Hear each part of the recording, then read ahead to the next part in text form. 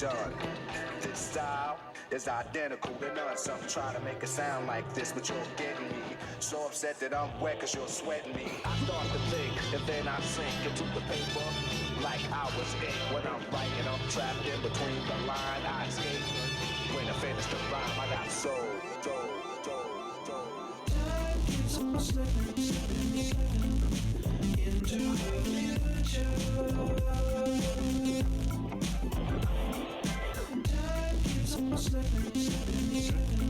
Okay, just 30 more seconds. Why are you here? What are your outcomes? Time keeps on slipping into the future. Time keeps on slipping into the future. Okay, again, the fact that you're here says something about you, so get as much out of it as you possibly can. Take from this, go spread the law of abundance, let's go make it happen. Okay, we're moving on to the meat and potatoes. I wanted to read this. This is our first speaker. Our speaker today is an NBA All-Star and two-time Defensive Player of the Year and the foremost expert on team building in the business world today.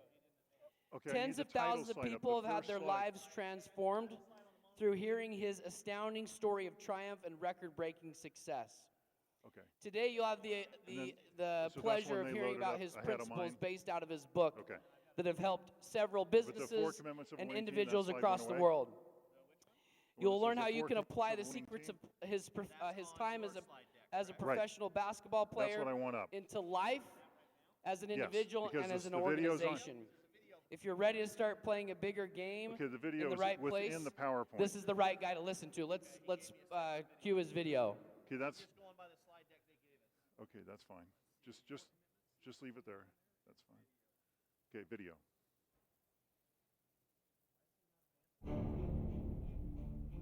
7'4", making his all-star debut. When I go up on stage. From the Utah Jazz, center, Mark. Here's Jabbar, low left, good position, little turnaround jumper, block by Heath. Heath goes down with the ball. Sets a move and a three-point attempt for Mark Heath. Heath grabs it, Mark hands it in. Mark Heath, what a play by the big fella.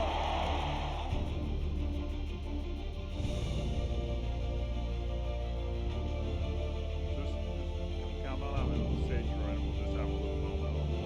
I'll give you a hug. Look at that beat through the half, and he blocks it for Heath, a rocket right out of bounds. Heath blocks and grabs it out. What a play by Heath. Clicker. Oh, yeah. Crashes in, goes to Green, block by Heath, picked up by Magic, block by Heath, and it goes out of bounds. Oh, baby, big mark everywhere.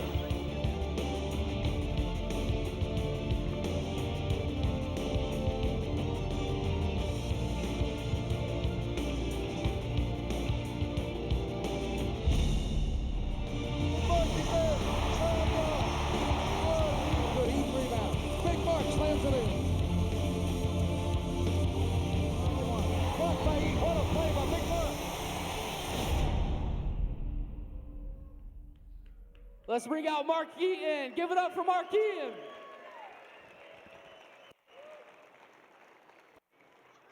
I've always wanted to hug a 7'4" guy.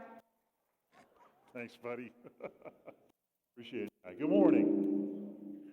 Okay, good morning. So my first question for you is, what do other people really want from you? All the people you're selling to, your coworkers, your boss, even your family. What do they really, really want? And what is the one thing you could give them they couldn't say no to? What people really want is they want to be taken to the next level. That's what we all really want. When you take other people to the next level, you become invaluable to them. Well, that's what I'm here to talk to you about this morning. How to be invaluable. Because when you take other people to the next level, you get there too. When I was 21 years old, I met Tom, the coach that turned my life around. Decades later, I called Tom and I asked him what I did that made me different. What did I do that allowed me to be in the NBA for 12 years and become an all-star? And what he told me had an explosive impact on my life. Today, as an expert in team building and business, I teach the things that he shared with me that day. The things that I did that made me invaluable to my team. It's my intention that you talk about today, January 17th, as they became your coach. Because on this day you discovered 4 secrets that completely took your career and your business to the next level. This morning, I intend to become that coach for you. And it's not just my intention, it's my expectation. Nothing less. It's April 1977. A man walks into the tire store where I'm working as an auto mechanic. And he asks me the one question I hate. Do you play basketball? Basketball was the one thing I had decided I would never do again. Now, most of you probably believe that if you're tall, you can be great at basketball, right? Well, in high school, the coach only put me in a game one time. And 3 seconds after I got on the court, the game ended. I was that bad. In fact, here's the only action shot I could find from my high school career.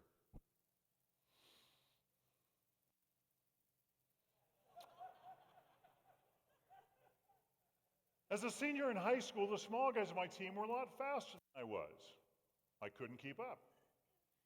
Now, if you're tall, there are some things you can do well on the basketball floor. But unfortunately, I didn't know what they were, and neither did my coach. I hated basketball, and I wanted to forget about it. But you see, that was impossible. People just wouldn't leave it alone. A day didn't go by without absolute strangers asking me, "Do you play basketball?"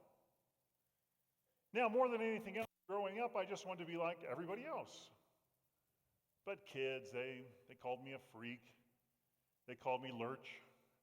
They tried to beat me up. I was like some kind of a tree they wanted to topple. I didn't go to supermarkets because people stalked me in every aisle. The pointing and the staring and the comments kept me out of shopping malls. I avoided people. But it wasn't just people I was avoiding. I was running away from failure. I had failed at the one thing everyone believed I could do. So after high school, I said goodbye to basketball, and I became an auto mechanic. But that question still remained. So this man is standing here in my tire store asking me the question I didn't want to answer. This morning, you'll understand why. You'll hear the story of how I went from a 21-year-old auto mechanic who couldn't play basketball to an NBA All-Star, who played with the Utah Jazz for 12 seasons when the average is 3. And you'll understand why I was never traded and why when I retired, I received the honor that my jersey number 53 will never be worn by another player again. When I called my coach Tom and asked what made me a great team player, he said, "Mark, you did 4 things. There are 4 of the most powerful commitments I believe you may ever hear. They're the 4 things that took me from someone with no talent or passion for the game of basketball to the top of the biggest game out there. And they're the same things that took our team, the Utah Jazz, to the top of the charts. I'm going to share these commitments with you here this morning because I want to help you create teams that are unstoppable, united forces and get the spirit and discipline that you need to dominate your game. I'm going to teach you how to get that kind of teamwork, the kind that creates champions. In the world of professional sports, if you don't have teamwork, you're out of the game. It's not a luxury, it's what you do. Let me ask you a question. Have you ever worked in an organization where there was a lot of infighting, Office politics, backstabbing. How'd that impact your sales, your camaraderie when you guys are out there on the road? What would it be like if you went back to work tomorrow and there was no internal competition? None. Can you even imagine that? That's what it's like when you walk out on the court and you're playing with the world-class NBA basketball team. It is possible. That's what we're here to achieve this morning. If you want to win today and outperform the external competition, take your business to the next level, you need teamwork. You need to end the internal competition. On a sports team where everyone is playing for themselves, that spells failure immediately. In business and sales, it's just a matter of time before the same thing happens. So, how do you create a winning team? Well, we've heard the best way to create a winning team is you get the very best players and you put them on the right seat on the bus. Well, that's not what happened to the 2004 U.S. Olympic basketball team. The very best players were handpicked for this team, all playing in the positions where they excelled, and they lost. Can I get the picture up? A U.S. team lost for the first time since 1988. So what went wrong? I mean, what does it take for a group of champions to create a championship team? Something was missing. The one thing that makes a group of people a team. What was that? Every winning sports team knows the answer, or they don't last. This is what I learned in my 12 years in the NBA. So what's the secret? What makes a group of people a team? A group of people sharing a common goal, a leader, an ideal, or they're having a shared experience. What is a team? A team is a group of people who are committed to each other. So the important question is, what are the commitments that make a team win and an individual a great team player? We're going to talk about what separates the winners from the losers. Most people are not clear about how teamwork is created. Athletic teams are. You're going to get these commitments here in this room this morning, and you're able to use them the moment you step out the door. And it is my intention and my belief that when you do, nothing short of miracles will happen. I didn't make it to the NBA just because I was tall. There's a lot of tall guys that don't make it. And I was 21. That's old to get started playing basketball. I started late, but I made it to the top. And I believe if I could do it, anyone can. Because I believe each of you in here has a gift, something that makes you truly unique. And this morning, I'm going to show you how that gift can be of true and lasting value to others. So back to my tire store. Well, it turns out this man, his name is Tom Lubin, and he's an assistant basketball coach at the local junior college. I tell him, no, I don't play basketball, and a conversation. And I think that's the last I'll see of him. Well, he doesn't take no for an answer. Next, he comes back, claims he has a rattle under his hood, wants me to go for a ride around the block with him. I get in the car, I'm listening for a rattle, he's talking basketball. I said, buddy, take me back to the shop and let me out of the car. Well, 2 days later, he's back again.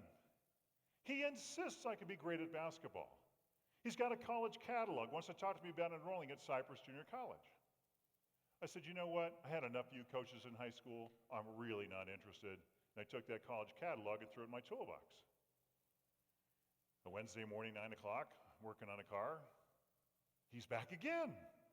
Comes walking to my shop with a box. Inside the box, a pair of basketball shoes, size 17.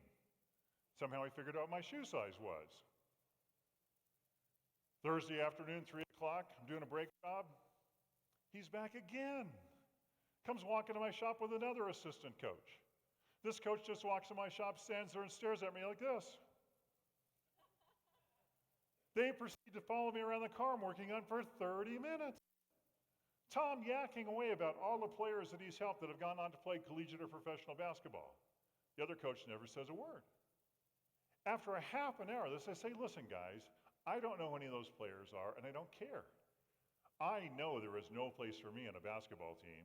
I'm happy where I am. Please leave me alone.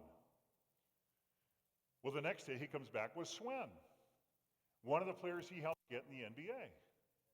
Swen assures me that Tom is the man that can teach me everything I need to know about the game of basketball and that we should go to lunch and talk about it. I said, well, that's great, Swen, but you're a basketball player. I'm an auto mechanic. No, thanks. It's now visit 9. Tom comes in my shop, starts telling me everything his great uncle taught him about the game of basketball, everything he's learned as a coach, everything he wants to teach me, and that we need to get started doing these things today. This man came back in my shop 15 times. I felt like the first tire buster to have a stalker. Well, finally, after the 15th visit, he pulled me aside. He said, listen, Mark. He said, I'll make you a deal. He said, if you'll go out on the basketball court with me just 30 minutes and allow me to show you what I can teach you, if you don't like what you see, I promise I'll leave you alone. And I said, Tom, if that's what it takes to get you out of my shop so I can go back to work, I'll be there. So the next morning we go over to Cypress College. We're just out on the blacktop. And Tom started showing me some things I had never seen before. Basketball moves specifically designed for big guys. Things like catch the ball, take a step, hook shot. Catch the ball, pivot, bank shot. And as simple as those things are, they had never existed in my world of basketball. High school basketball is all about these short little guys who run down the court really quick. And I'd never considered what a big guy could do. This was my first exposure to it. Tom showed me how my height was an advantage and could be of value to a team. Well, that day I discovered that there's something different about you, or that makes you uncomfortable. It may be your greatest asset. Tom showed me how my height, which I consider to be a liability, could actually be my greatest strength. That day I discovered that if enough people are telling you how to do something, perhaps it's a good idea to listen. That day I had to let go of every idea about what I could be. That day I had a new answer to the question, do you play basketball? Now it took him almost 2 months to convince me to go out on the basketball court within just 30 minutes. But there was something deep inside of me that said, maybe I ought to take a look at this one more time. Have you ever had a feeling like that? Like maybe there's something you ought to consider just once more? Now I had no idea what this journey was going to look like. But I had someone who was willing to stand alongside of me and show me exactly what I needed to do. Tom was one of the first people to come along in my life who believed I could make it to the next level. I had done nothing athletic for over 3 years, ate junk food, and partied. Well, I began to change. One day, Swen shows up at the door, takes me to the health food store, introduces me to alfalfa pills, brewer's yeast, protein powder, and desiccated liver. That was health food in the 70s. I have some of that for you, by the way, at my booth later on if you want some. Tom lent me a pair of workout shorts. I didn't even own a pair. Tom would come to my apartment at 6 o'clock in the morning and wake me up. And we'd run for an hour before I went to work. Then after work, we'd go to the gym for 2 hours. We'd spend a half an hour on footwork, a half an hour on agility drills, a half an hour in the weight room, and a half an hour just learning how to catch and shoot the basketball. Because my knees were so stiff from standing on concrete floors and my hands were so tight from holding wrenches that we literally had to start with, this is how you bend your knees, this is how you open your hand, this is how you catch the basketball. My day started at 6 in the morning and ended at 10:30 at night. Now the first couple of weeks were the roughest. I didn't think I was making any progress. It took every ounce of energy I could muster just to get out of bed in the morning. But after a couple more weeks, things started to come together. My muscles weren't quite as sore, my feet started working a little bit better, and I was able to catch the ball a bit easier. After 4 months of doing this, I said, okay, I'll try this basketball thing for 1 year. And I committed myself. And I got out that college catalog and signed up for junior college. Now let's just think about this just for a moment. I mean, what's the likelihood of someone like me meeting someone like him? Someone who had dedicated their life to developing basketball players. I mean, working as an auto mechanic is not the direct route to the NBA, just FYI. If you were going to design a plan of how to become an NBA basketball player, do you think it would include quitting basketball after high school, moving to Arizona to go to trade school for a year to learn to be an auto mechanic, moving back to Southern California, getting fired from your first job so that you could move across town to a tire and auto center where at the exact right moment you walk out of this bay you're walking in down to the corner of this busy intersection to greet a customer so that a coach who'd worked with a couple of NBA players might drive by, see you there, come in and offer you a chance to play basketball. I mean, the likelihood of that is zero, isn't it? It's a bit of a miracle, isn't it? And the crazy part was, it was a miracle I didn't necessarily want to be a part of. So I kept my job in the morning, went to practice in the afternoon, and I went to night school. Tom was the assistant coach there. It was my first chance to play basketball on a team. Now, luckily for me, the day before the first game, the starting center broke his nose. Ironically, it was on my elbow. That's how I became the starting center of the Cypress Chargers. And the first year there went pretty well. I was able to get some playing time, got a little bit more self-confidence. And by the end of that first year, I'd had enough success where I decided it's time to get serious about this game of basketball. Now, it was too hard being bent over the hood of a car all morning and trying to play basketball in the afternoon. So I quit my job as a mechanic, and I got a job selling cars. Datsuns. Perhaps you can picture me behind the wheel of a B210 Honeybee, explaining to the customer this is actually a roomy vehicle, right? Love those cars. Well, the next year went even better. We won the state championship of California, and now it's time to decide where to go to the big school. I played well, I was 7'4", and I got a lot of attention. 6 to 8 college coaches a day showed up outside my apartment, outside my job, outside the gym. All wanted me to play for their school. It was kind of like being stalked all over again this time by college coaches. And after much consideration, I decided to go to UCLA. They were one of the biggest names in college basketball, and I decided to go there for 2 reasons. Number one, I knew I'd be on national television every Saturday afternoon with all the pro scouts watching me play. And secondly, Larry Brown was the head coach, and he'd both played in the NBA and coached in the NBA. So I became a member of the UCLA Bruins. It was the big time, and everything changed. They just had a very successful season the year before I got there, and they really weren't interested in changing anything to include me. I found myself sitting on the end of the bench again. The assistant coach who recruited me was still excited about me, but the head coach, not so much. If I was lucky, I got to play 3 minutes a game. So I watched my teammates from the sidelines. In fact, that year I watched our team go from number 2 in the country to number 62. I knew I could help, but I wasn't given a chance. I didn't know what the future would hold. So every afternoon that summer, my career, at that point I thought my career had been a complete failure. I thought maybe I don't have what it takes. And every afternoon that summer, I would go and work out at the men's gym.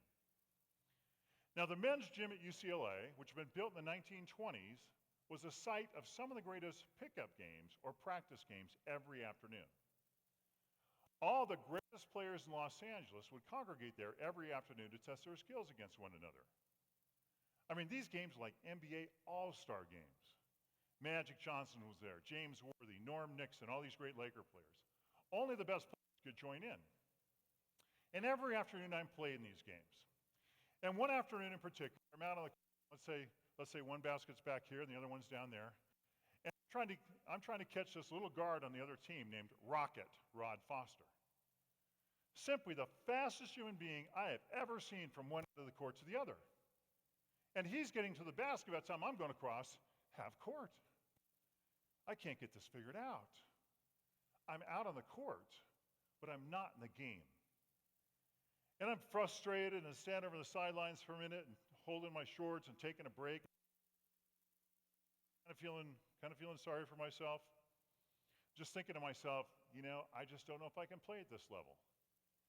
And at that moment, I feel this large hand on my shoulder. I turn around.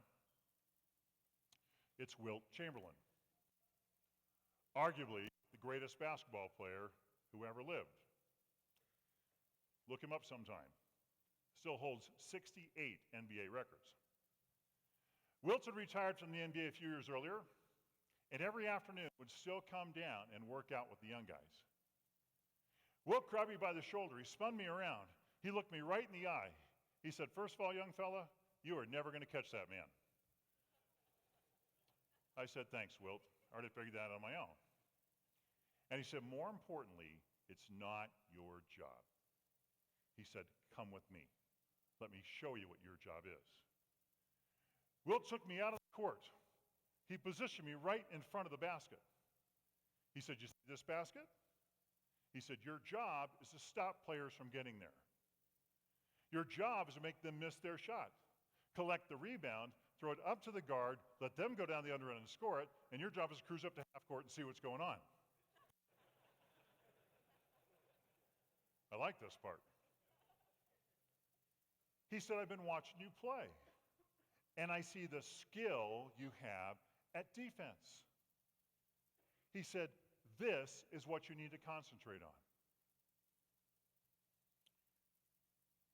When Wilt shared that with me, everything changed. I understood what I needed to do.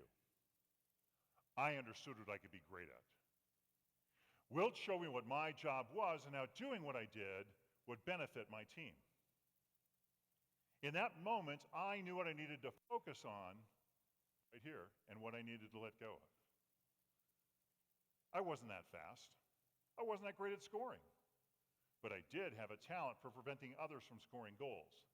And it took a Wilt Chamberlain to see it. I stopped running around trying to do everything and instead focused on the one thing I could be great at. And I went on to become one of the great defensive players in the NBA. 4 years later, that 5-minute conversation took me to breaking the NBA record for the most blocked shots in a single season, 456, which is still the record today. That 5-minute conversation took me to a 12-year NBA career, being named Defensive Player of the Year twice, and in 1989, I was named an All-Star. Commitment number one of a winning team is know your job. How many of you are running around trying to do everything when there's really only one thing you can be great at? And if you're not doing that one thing, you're probably not succeeding. How many of us are guilty of this? We get so focused on exceeding expectations that we forget the basics. To position yourself for success today, you need to narrow your focus and intensify it. To play at the top of your game, do what you do best. That's your job. What are you excellent at? What is your greatest strength? I'm going to ask you to answer a couple of questions here and consider this. What do you think your most valuable character trait is? How about your most valuable skill?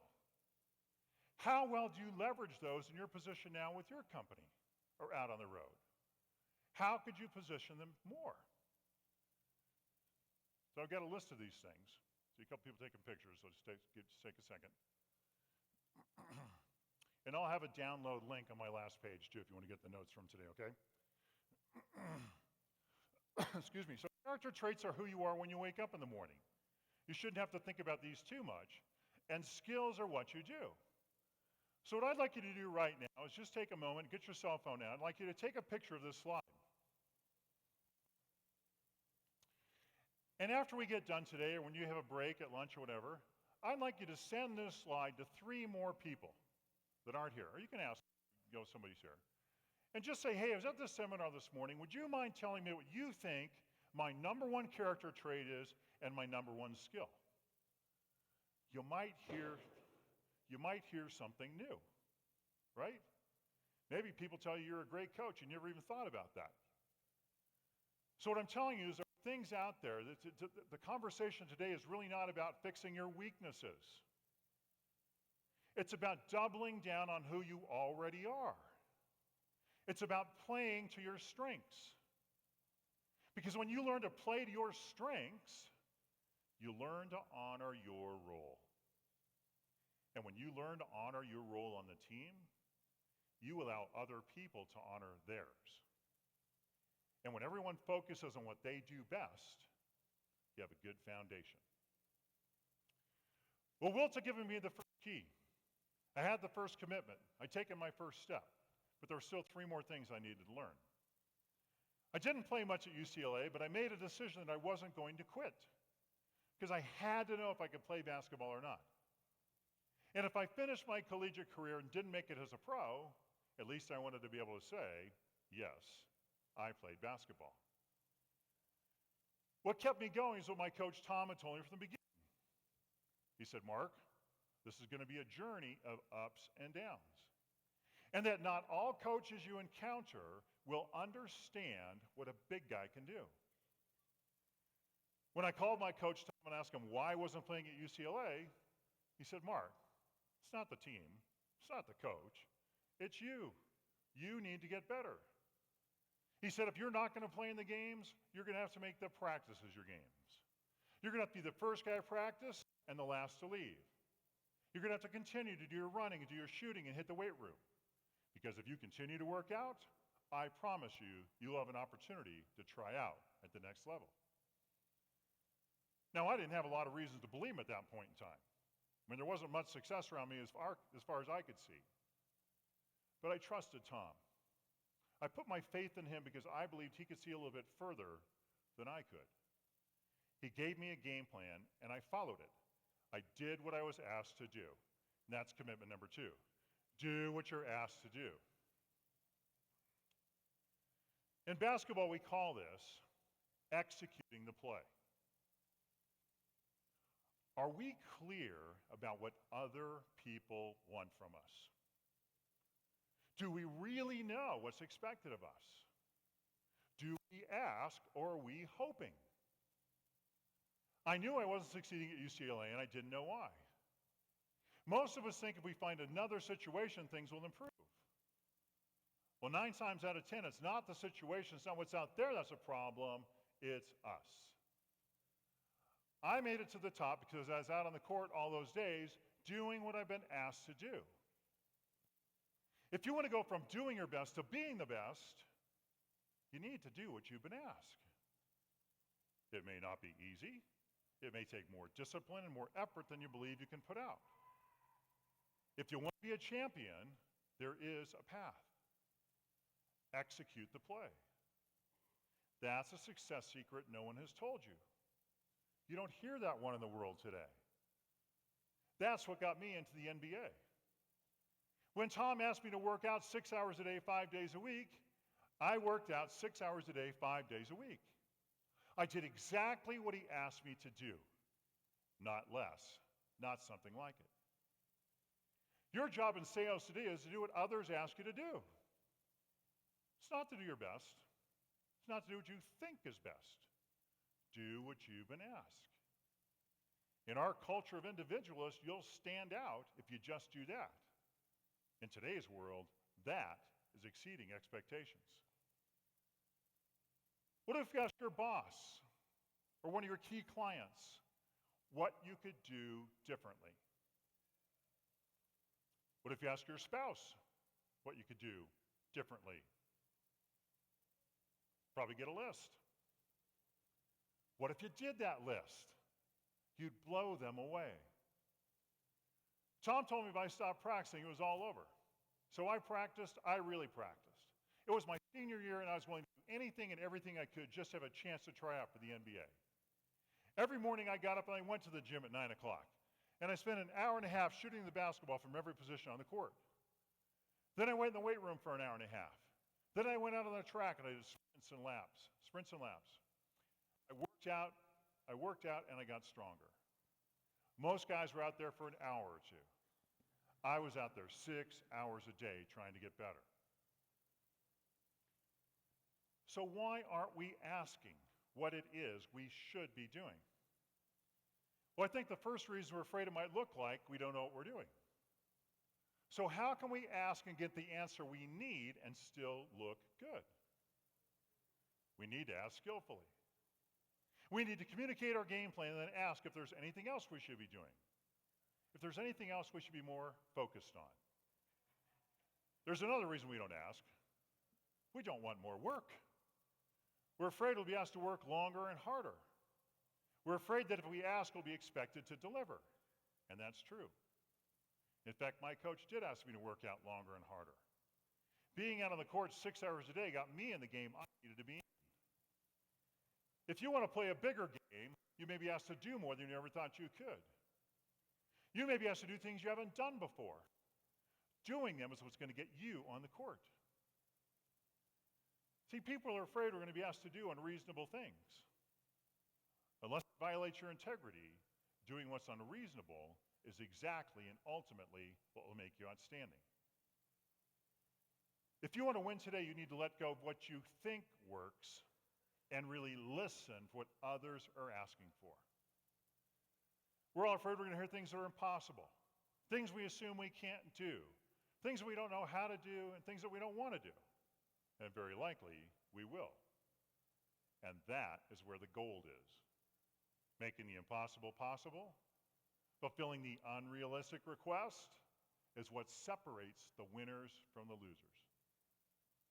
Having the courage to ask and the discipline to commit is what will make you outstanding. And doing precisely what you've been asked is remarkable. These things will take you from useful to invaluable. So what do most people want from you? When did you last ask them? On a scale of 1 to 10, how clear are you about their priorities, not yours? And how well do you execute their requests? What number would you give yourself today if you had to write one down?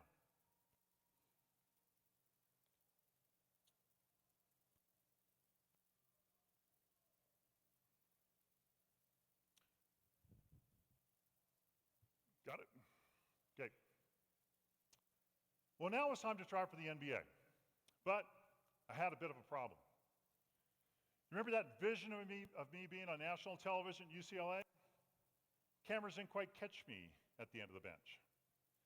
No one knew who I was. So my junior college coach, Tom, and I, we created our own NBA marketing plan. We got at the NBA statistics, and we looked up all the worst teams in the NBA. The Utah Jazz, right at the bottom. Last in almost every statistical category. We called them on the phone. Thought maybe they'd give me a chance. Can you imagine cold calling NBA teams asking for a tryout? The coach and general manager, Frank Layden, answered the phone. No secretary back then. Said, Mark Eaton, never heard of him. Send me a tape. We did, and years later, Frank claimed all I received was 30 minutes of me taking on and off my warm-ups at UCLA. But Frank came out and watched me play in a summer league in Southern California. He pulled me aside. He said, son, I can tell you've been working. He said, I'll make you a deal. He said, if you come to our training camp a month early before any other players get there, get on our weight training program, work with our coaches, get on our running program, I'll give you a chance to play for 1 year. And I said, Coach, that's all I'm looking for is a chance. So I showed up here in Salt Lake City in September of 1982. I thought I was in pretty good shape. I wasn't even close. So I did what Frank asked me to do. And by February 1st, I was on my game. And I was the starting center of the Utah Jazz. Now, Frank was taking a chance on me. He was gambling. He had to do something. The Jazz were losing money, and they were losing games. They had never had a winning season. Frank had become their coach just 3 months earlier. In fact, we used to give away posters of other teams' players to get people to come to the arena. True story. Dr. J poster night, Larry Bird poster night, Magic Johnson poster night. The old joke was someone would say, "Hey, coach, what time's the game tonight?" He'd say, "Well, what time could you be there?" Frank started trying to pull us together as a team. He said, if you guys will stop competing with each other and start cooperating with each other, the individual accolades will follow. Now, Frank was taking a chance on a lot of guys that had worn out their welcomes on other teams and players like myself that had little or no experience. We needed good coaching. We needed to understand what it meant to be a team. Frank told us no one cares if you're scoring a lot of points on a losing team. Everyone wants the players from a winning team. We listened and went from a group of obscure players to players that many of you have heard of today. We started passing the ball when someone else had a better chance of scoring. We stopped competing with each other. We started cooperating with each other. We started trusting each other. We started making each other look good, and in time, we started to look good as a team. And as Frank said, the individual honors came rolling in. What Frank was talking about, what made me great, is I never hesitated to pass the ball when someone else had a better chance of scoring. I made my teammates look great and achieve their goals. And that's commitment number 3. Make people look good.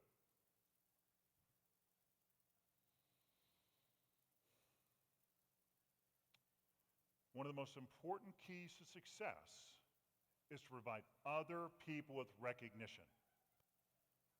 Making people look good makes you look good. The better you make others look, the better you look to them. In basketball, if there's a player who doesn't pass the ball when it's in the best interest of the team, we call him the black hole. That's the person you throw the ball to, and it never comes back. Nothing will alienate your teammates faster or destroy morale faster than hogging the ball. Nothing will make you outstanding faster than passing the ball. Make people look good. So how focused are you, honestly, on a scale of 1 to 10, on making the people you work with look good? Your teammates, your customers? Where would you rate yourself right now? And can you think of one action step you could implement in the next week to improve that score? Is there somebody you need to acknowledge? Is there somebody you need to meet with? Is there somebody you just buy a cup of coffee for and check in with? You know, a couple of days ago, I was in Billings, Montana. I spoke to a pipeline company. These guys are in 6 states out on job sites in Podunk, Wyoming, right? The simplest thing of their boss or supervisor, project manager, taking a bunch of Jimmy John sandwiches and going out there and sitting down with them for a few minutes makes all the difference to them. And just checking in with them and seeing how they're doing. Yes, they've got quotas. Yes, they have safety concerns. Yes, they've got all these other things they have to be concerned about. But the fact that he took the time to just go sit there and say, hey guys, here's 10 sandwiches. Let's sit and just chat for a few minutes. Make people look good. It's a key to your success. All right, anybody here from Oregon? I'm sorry about this story. It's 1986, and we're playing one of our arch rivals, the Portland Trail Blazers. It's about 90 minutes before the game, and I'm out on the court underneath the basket, walking around the painted area on the floor, which we call the key. And I'm walking around in this painted area under the basket, and I'm saying to myself, this is my house. No one gets in here. This is my house. No one gets in here. You come in from the left, Big Mark is there. You come in from the right, I'm there. The game starts. I'm blocking shots left and right, disrupting the game, collecting the rebound, throwing it up to John Stockton, throwing it down to Karl Malone, and scoring easy goals at the other end of the floor. The 16,000 fans of Memorial Coliseum in Portland, Oregon go quiet. It's the greatest feeling in the NBA. We win the game 95-93, and after the game we go in the locker room, and all the press is surrounded Karl Malone, who scored 37 points that night. Press doesn't care too much about defensive players. I take a shower, go back to the hotel, go back to my room, grab a hamburger, go to bed. Next morning I get up and I'm sitting down in the restaurant, sipping my coffee and flipping through the paper. And my name catches my eye under a photo of me. And the article starts with quotes from the opposing coach that it wasn't Karl Malone they had so much trouble with, it was me. That my defense was so disruptive, they couldn't run their plays. And that was a deciding factor in the contest. On top of that, I blocked 14 shots that night, which was the third highest total ever in the history of the NBA. Thank you.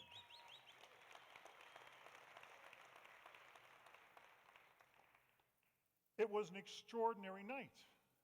I was doing what was ordinary for me. Because on the court, my teammates knew they could take a risk because they knew I had their back. They knew they could count on me. That's why I played with the Jazz for 12 years. Commitment number 4 is protect others.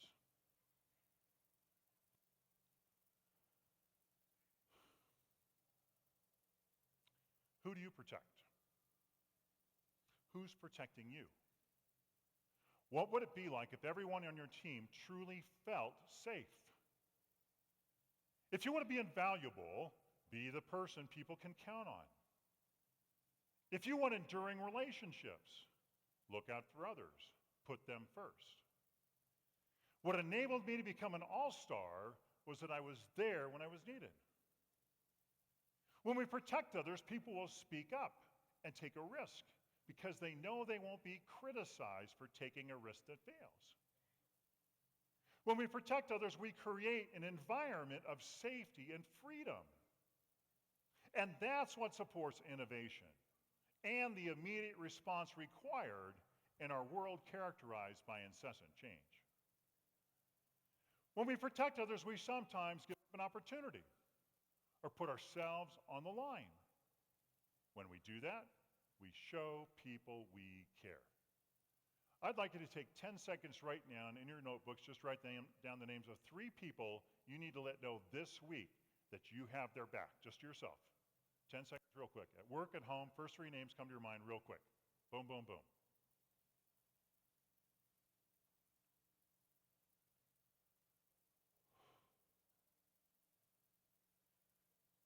If you have children, your first priority is protecting them. Like our children, when our people feel safe and cared for, they will do their best and give their all. The coach that stands up for his team, the player that takes a risk to protect and defend a teammate, is creating an environment where people will step out of the ordinary. This is where trust comes from. Trust is essential on a team. A lot of people talk about trust, but very few know how to create it. Trust comes when people know that you're there for them. Trust comes when people know they can count on you. Trust comes when people know we are committed to their well-being. When you commit yourself to protecting others, you can expect an extraordinary commitment in return. This is where loyalty comes from. Loyalty is what distinguishes a team from a group. It's what makes relationships irreplaceable and invaluable. Fighting for someone else, doing more for others than we do for ourselves is truly what brings out the best in us. And that's where you find the win. That's the power and that's the magic of teamwork. A team like you guys have here with D2D. Well, do you know what it's like to be on top of the world and then nowhere? It's 1993. I'm 37 years old, and it looks like I'm finished. Had 12 good years with them Jazz. Now I find myself sitting on the end of the bench again. I can't run. I can barely jump. I can't compete. It's all come to a grinding halt. I'm seeing my career end. I had a severe injury earlier in the year, and it's getting worse. Night after night, running up down the court weighing 300 pounds had taken its toll. After 12 seasons, my body couldn't take the pounding anymore. I was in constant pain. I had back injuries, knee surgeries, ankle sprains, a punctured eardrum, sciatica, lost feeling in my hip and leg. I tried chiropractors, acupuncturists, physical therapists, neurosurgeons, cortisone injections. I spent my days in waiting rooms, because that's what it's really like when you play in the NBA for 10 plus years. It's not glamorous. I wanted more than anything to be back out there with my team. I tried everything I could, but it wasn't to be. I didn't know what the future would hold. And in 1994, I called a press conference, said goodbye, and left the Jazz. From that point on, I spent all my time just trying to get healthy. A couple years goes by. One day, the phone rings. It's the vice president of the Jazz. It's good to hear his voice. He tells me I'm going to receive one of the greatest honors an athlete can get in professional sports. That from now on, March 1st is going to be officially declared Mark Eaton Day in Utah. And that my jersey number 53 is going to be retired during a ceremony at halftime of a game that evening. In the 19 years of Jazz history, I was just the third player to receive that honor. March 1st, 1996, I'm standing at half court of the Delta Center in downtown Salt Lake. My first coach, Tom, on this side. My NBA coach, Frank, on this side. My friends, my family, my teammates. 20,000 cheering fans are giving me a standing ovation. The governor picks up the microphone and explains to the crowd that the Jazz were almost sold to a group of investors from Minnesota in the 80s. And the reason the owner of the team didn't sell was because he believed in me. And the reason we didn't become the Minneapolis Jazz was because he believed in our team. That ceremony was the pinnacle of my success and the end, the very end of my career in basketball. Way up high in the rafters, number 53 unfurls. I received that honor because I honored others. That's why I played with the Jazz for 12 years. That's why I was never traded. That's why I became an all-star. I helped others win. To achieve lasting success, you need to help every person you work with be a success. My jersey was retired, but I wasn't. It was the beginning of other things. At 38, I was forced to reinvent myself. And what I found is the same commitments that took me from an auto mechanic to an all-star enabled me to meet the new challenges and situations that lay ahead. All of us face setbacks or downturns.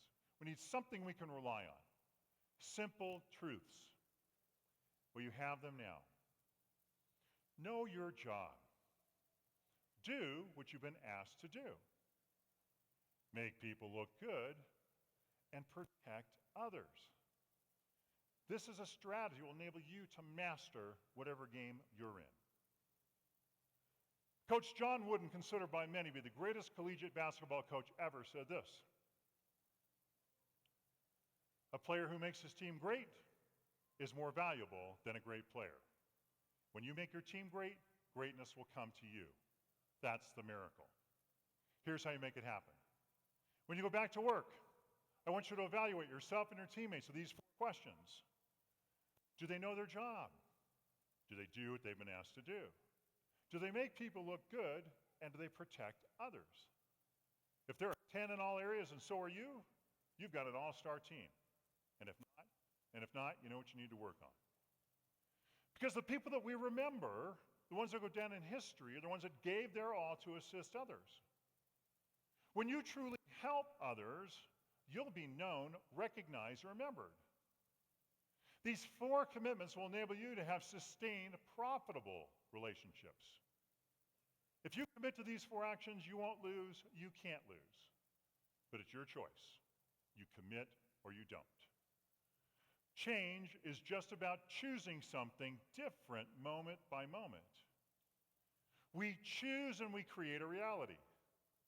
You choose to be extraordinary or you don't. Just a choice, and one that you get to make every moment of every day. The opportunities are endless, and I believe it's never too late. The key to being great is helping others. I didn't start with a belief in myself. Someone believed in me, and I learned that there's greatness in all of us, even me. I succeeded at the one thing that had always spelled failure for me, basketball, because someone was willing to help, and I was willing to take a chance on myself. Tom came into my life with the intention of taking me to that next level. And I'm here this morning with that same intention for you. When we stop being the game for ourselves and start truly being there for others, we become invaluable. That day in April with Tom, I learned how I could be of value to a team, and I made a commitment. That day I took my first step. This morning I'd like you to commit to putting these principles to work, and this morning I'd like you to take your next step. Well, I have now given you the gift that my coach Tom gave me. Take these principles home, share them with your people, get them to commit, and I believe you will see miracles. It's simple. To win, help others win.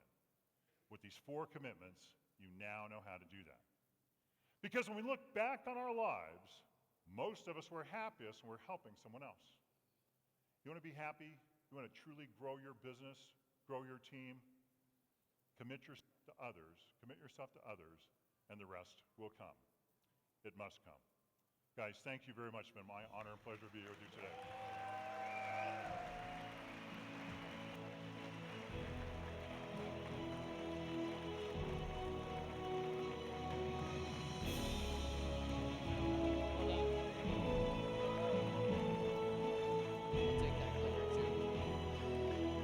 I just wanted to, as Mark goes off, first of all, that was fantastic.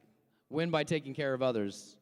Mark is going to be outside. Go see him. Wants to take pictures with you guys. Wants to sign his book for you guys. Wants to talk a little bit more about what he does and how he's helping several people across the country. So again, one more round of applause and go see Mark outside. Thank you, Marky, and appreciate it. That is a big dude right there. Big dude doing some great things. All right, I'm going to call Greg Ellsbury up on stage. Greg is the VP of Business Development. Come on up, Greg. He is the VP of Business Development at Cole Communications, right? Cole Informations. I'm going to give him just a second to talk about what his business does to help specifically our market. Thanks, Mark. I don't usually feel short. I'm 6'4". He's literally a foot taller than me, right? That's wild. What a legend. Hey, this is year 3 for us. We're super excited to be here. We get to, I think I said this last year, we go to a lot of shows, and this is by far the one we look forward to the most. So I want to give Sam and Abby and Jane and everybody at the D2D team a round of applause. Let's give them a hand. So Cole Information, we have served the direct sales space for almost 70 years, and we focus on hyper-local intelligence data, so the data behind the doors. So providing insights to who lives in the homes that you're knocking and walking by every day. Neighborhood activities. So we call it warming the neighborhoods and softening the doors. Deploying resources before you go knock. And then more importantly, maximizing after the knock, right? We've deployed resources. How do we send email campaigns, calling campaigns, postcards to make sure that we get the people that we missed or weren't interested to maximize on that opportunity. So we're excited to be here. We're over in the big booth in the corner, so swing by, and thanks for having us. Yeah, I just wanted to say 30,000 users, been doing it for 70 years, not their first rodeo. Go see the booth for sure. We're constantly trying to find ways to better ourselves and our sales reps, to make sales easier, and this is the guy to do it. So go see Cole Information sometime over the next couple days. Thanks, Greg. Appreciate you, brother. Now, I'm pretty excited to introduce this next part, but first of all, have you guys ever thought that what we do would be a really good movie to watch? If so, slap your neighbor to the right of you and say yes. Yes! Yes! I would people watch all day long what we do. And that's exactly what Sam and his team has done. Let's watch the video.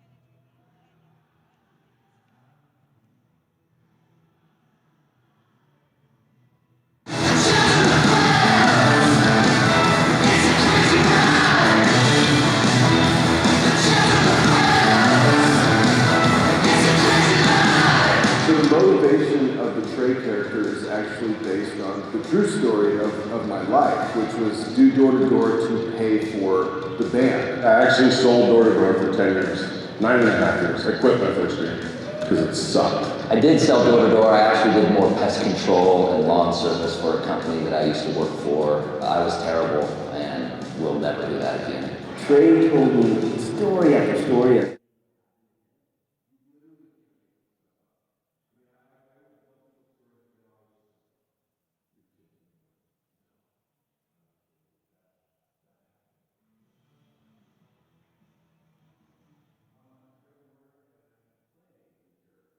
Trey, and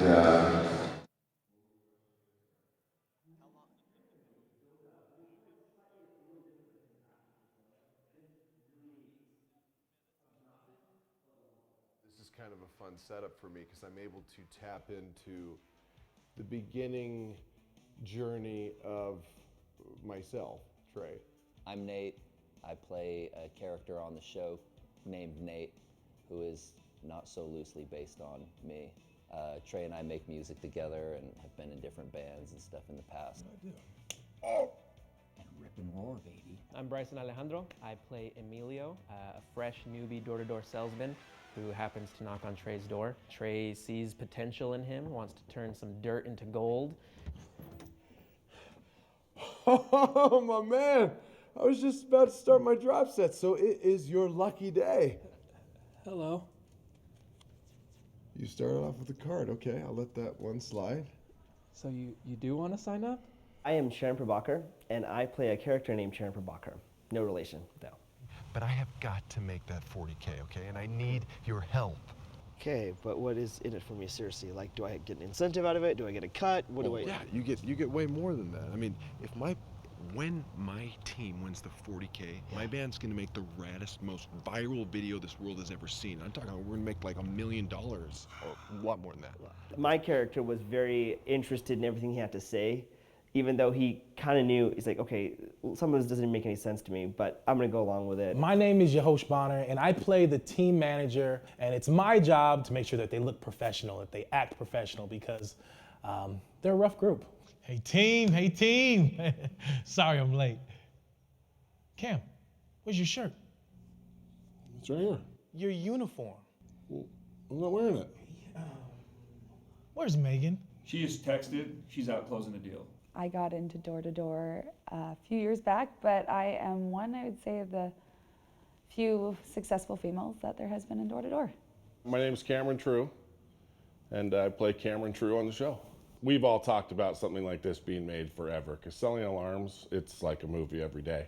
It was kind of PTSD in the beginning because it actually felt kind of real. I mean, we started in a gas station, which is generally what we would do after the meeting.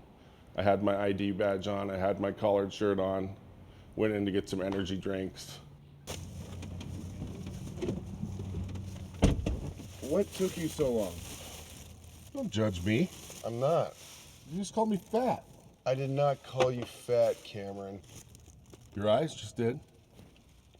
And it kind of freaked me out. I mean, it's been like 10 years, but it was kind of freaky. In my quest doing door-to-door, a lot of crazy things happened. I mean, I had a guy, 5 individuals get out of a car and one of them put a gun to my head. I could give you guys a good deal. Oh, you're big. And, okay. I don't think you understand. If you don't bounce, you're about to find out why they call me Little Stabby. You know, I'm just a smooth operator, and I ended up selling him an alarm system. In the show, we ended up using a knife, and I didn't have to get stabbed. Yeah, black. Huh? Son of a bitch! That's a true story. He passed credit and sold him an alarm, and his mom got one too. So that was a 2-in-1 just to get a gun put to my head. You're mad. I'm mad. I got stabbed, fool! Yeah, I should have checked his credit first before he stabbed me. You don't think I know that? We had a guy accidentally drink my pee in the car.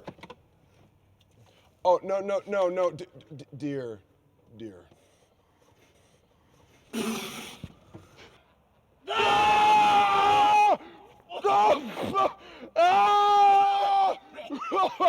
I have seen many fights.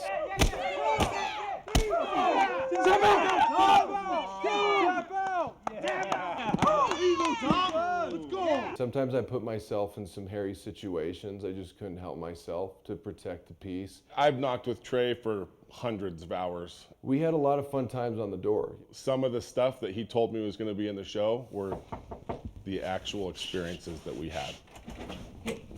I ain't buying nothing you selling, boys. Oh, we're not selling anything today, ma'am. Hello there, my name is Thor, God of Thunder, and this is my colleague, White Chocolate. We're the male exotic dancers that you ordered. You can't make up the stuff that happens to you out there.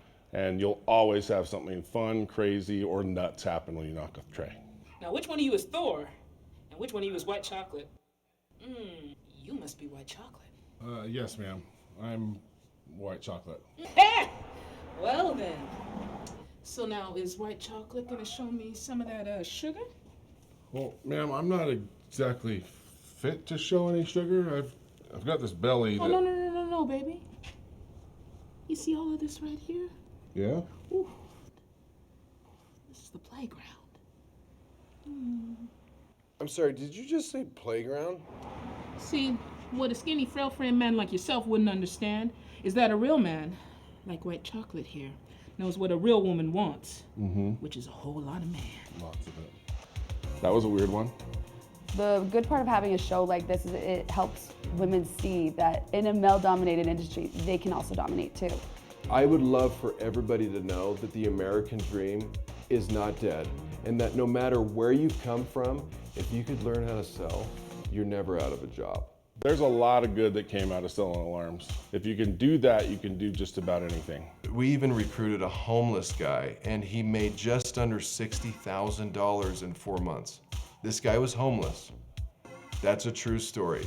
I genuinely hope people will have a lot of fun watching the show, and I think that even though they may never have done door-to-door sales themselves, when they open the door and they see a salesman come to the door, they might be more compassionate, which would be awesome. Knowing that this is a true story or based on a true story is inspiring, and I think it makes it more comical, right? To go, that really happened.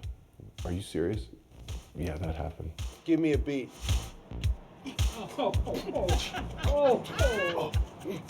Yeah, feel that? You call that dancing bean ball? See if it gets better. Yeah! A nickel?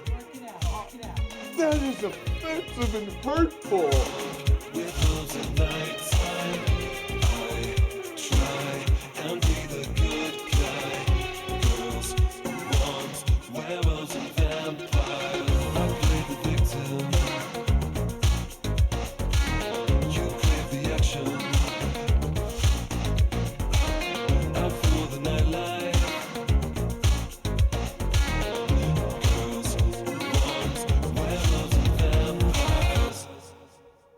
Yeah, what do you guys think?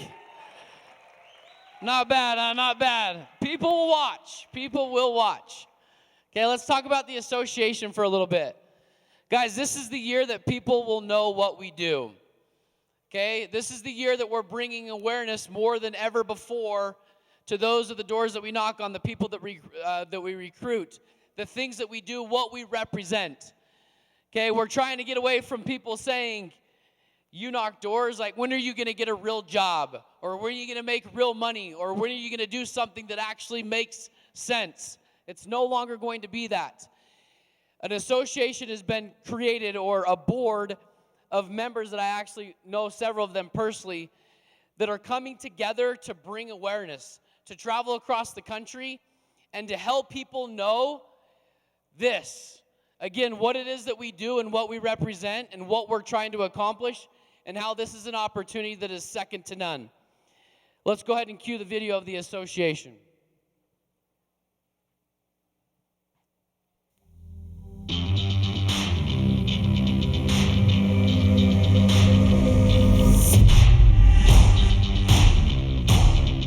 You know, as much as this job has completely changed my life and all those that are closest to me, there's a negative taste in people's mouth when it comes to door-to-door companies, and it's literally just from a few rotten apples. So I love the idea of an organization setting a bar and saying, this is where you need to be. And I'm really pumped on seeing all the companies saying, yeah, we want to step up, We want to change the way the industry is going. It's been amazing for us, but let's keep it going really strong. I think this is the way to do it. The power of an association is if those great companies come together and have a set of standards by which we operate.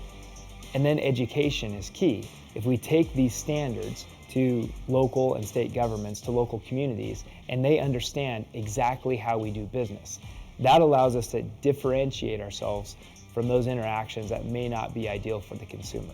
I haven't found one single downside to collaborating with these other companies and forming an association to just make the space better as a whole, to improve our space and share ideas. And I've learned so much from my competitors. All of us want to have a sustainable industry and business, and it's eventually the house of cards is going to come down if it's just this war, and it's the only way that's going to work.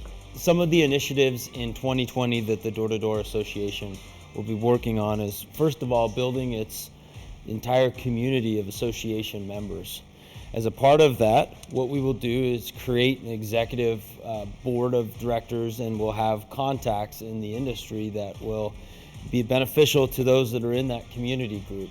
But we'll also do some other really important initiatives like bring awareness and attention to the industry itself. For many years, everybody's just sort of been doing their own thing, and we need to come together. I think we just look at the real estate industry and how they've united, and they've been able to do the things that they've done. And I think door-to-door, whether it's smart home security, whether it's solar, pest control, we need to do that as well, because door-to-door industry is here to stay. But we'll also work with communities and states and attorney generals on simplifying some of the licensing procedures and processes that exist today that are cumbersome and expensive. We'll pull together the efforts and energies of many of these sales and marketing companies to create a pool of resources that we're able to go out and lobby and represent the interests of these particular groups. Let me tell you about some of the corporate benefits. First of all, we have the perfect match in the association because you can take your company information and post jobs in the directory, and then you have all the Salesforce people who are also part of the directory, and you'll each have profiles where you can look and see, is this person really someone who's going to sell our product and believe in it? And you'll be able to look and see how they've done with other companies. And you as a Salesforce can look at the company and say, so do they really keep their promises that they make to their sales team? You'll know because it'll be there in the directory. Another thing is there will be a large pooled 401k plan. The legislation actually just changed on this a few weeks ago. So the association was right on top of it, and we have made a way so that your company can be part of a bigger 401k plan and save money and administrative hassles. If you can hop onto a master association plan, you can shift those duties to the plan. The investments, administration, legal responsibility. I mean, there's some work, but it's a fraction of what you'd be doing on your own, and a lot less expensive because you're getting these economies of scale. You have a lot of people bundling their groups together for a master plan. There are literally hundreds of people here today who could benefit from this. Hey, my name is Zach Kerb, Chief Strategy Officer at Sales Rabbit. I'm excited to be a founding member with the Door-to-Door Association, committed to help this community continue to evolve and become its very best. My name is Graham Wood. I'm the CEO of Fluent Home, and I just can't tell you how excited I am to be a founder. I'm Tom, the CEO of Vantage Marketing, and I'm excited to be a founding member. Hi, I'm Alan Boland, CEO of AmpSmart, and I'm excited to be a founding member of the Door-to-Door Association.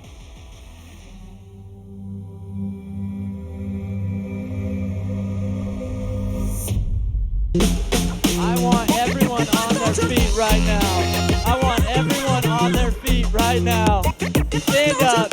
I want everyone on their feet right now. Let's get a slow clap. Come on.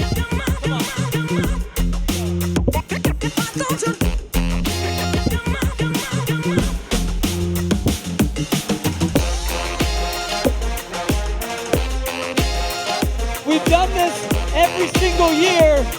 So if you know what you're supposed to do, you know what you're supposed to do. This is our tribe chant. Follow along and you'll pick up quick. 1, 2, 3. I knock doors. I knock doors. I knock doors. I knock doors.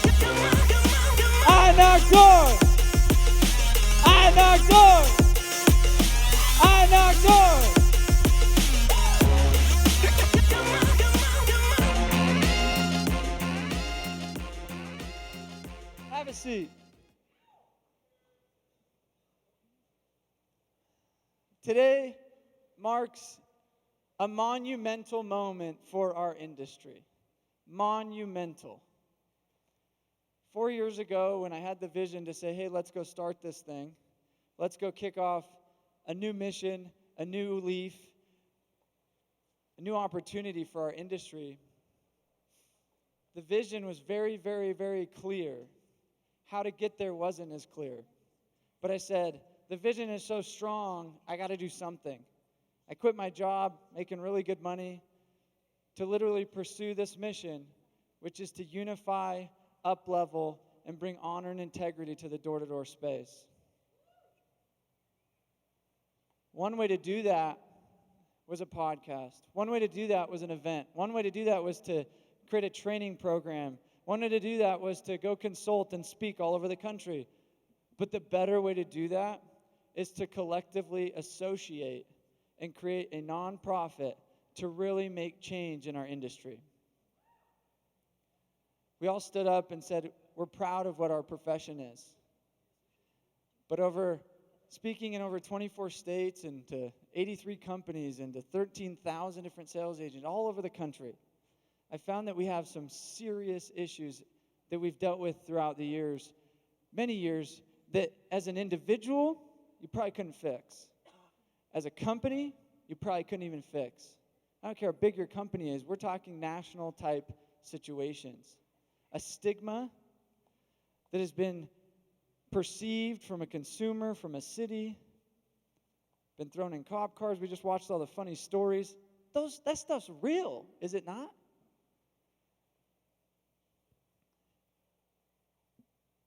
I want to get rowdy real quick because door-to-door has changed my life, and I think it's probably changed the lives of some of you guys out there right now, and that's probably why you're here. It has been a vehicle, a way to market, an education, and a pride that I take upon myself. But I can't do this alone. So what we've done is we formed the Door-to-Door Association, a nonprofit. It's a 501c6 to have a few initiatives we're going to go over. So I want everybody to get on their feet and welcome the board members that are going to help push this. But y'all are the people that are going to help push this. This is a we thing, not a me thing. And so I want a standing ovation to welcome on these board members as we go over some of the stuff we're about to do over the next decade. So let's give it up for all the board members. I want to welcome onto the stage.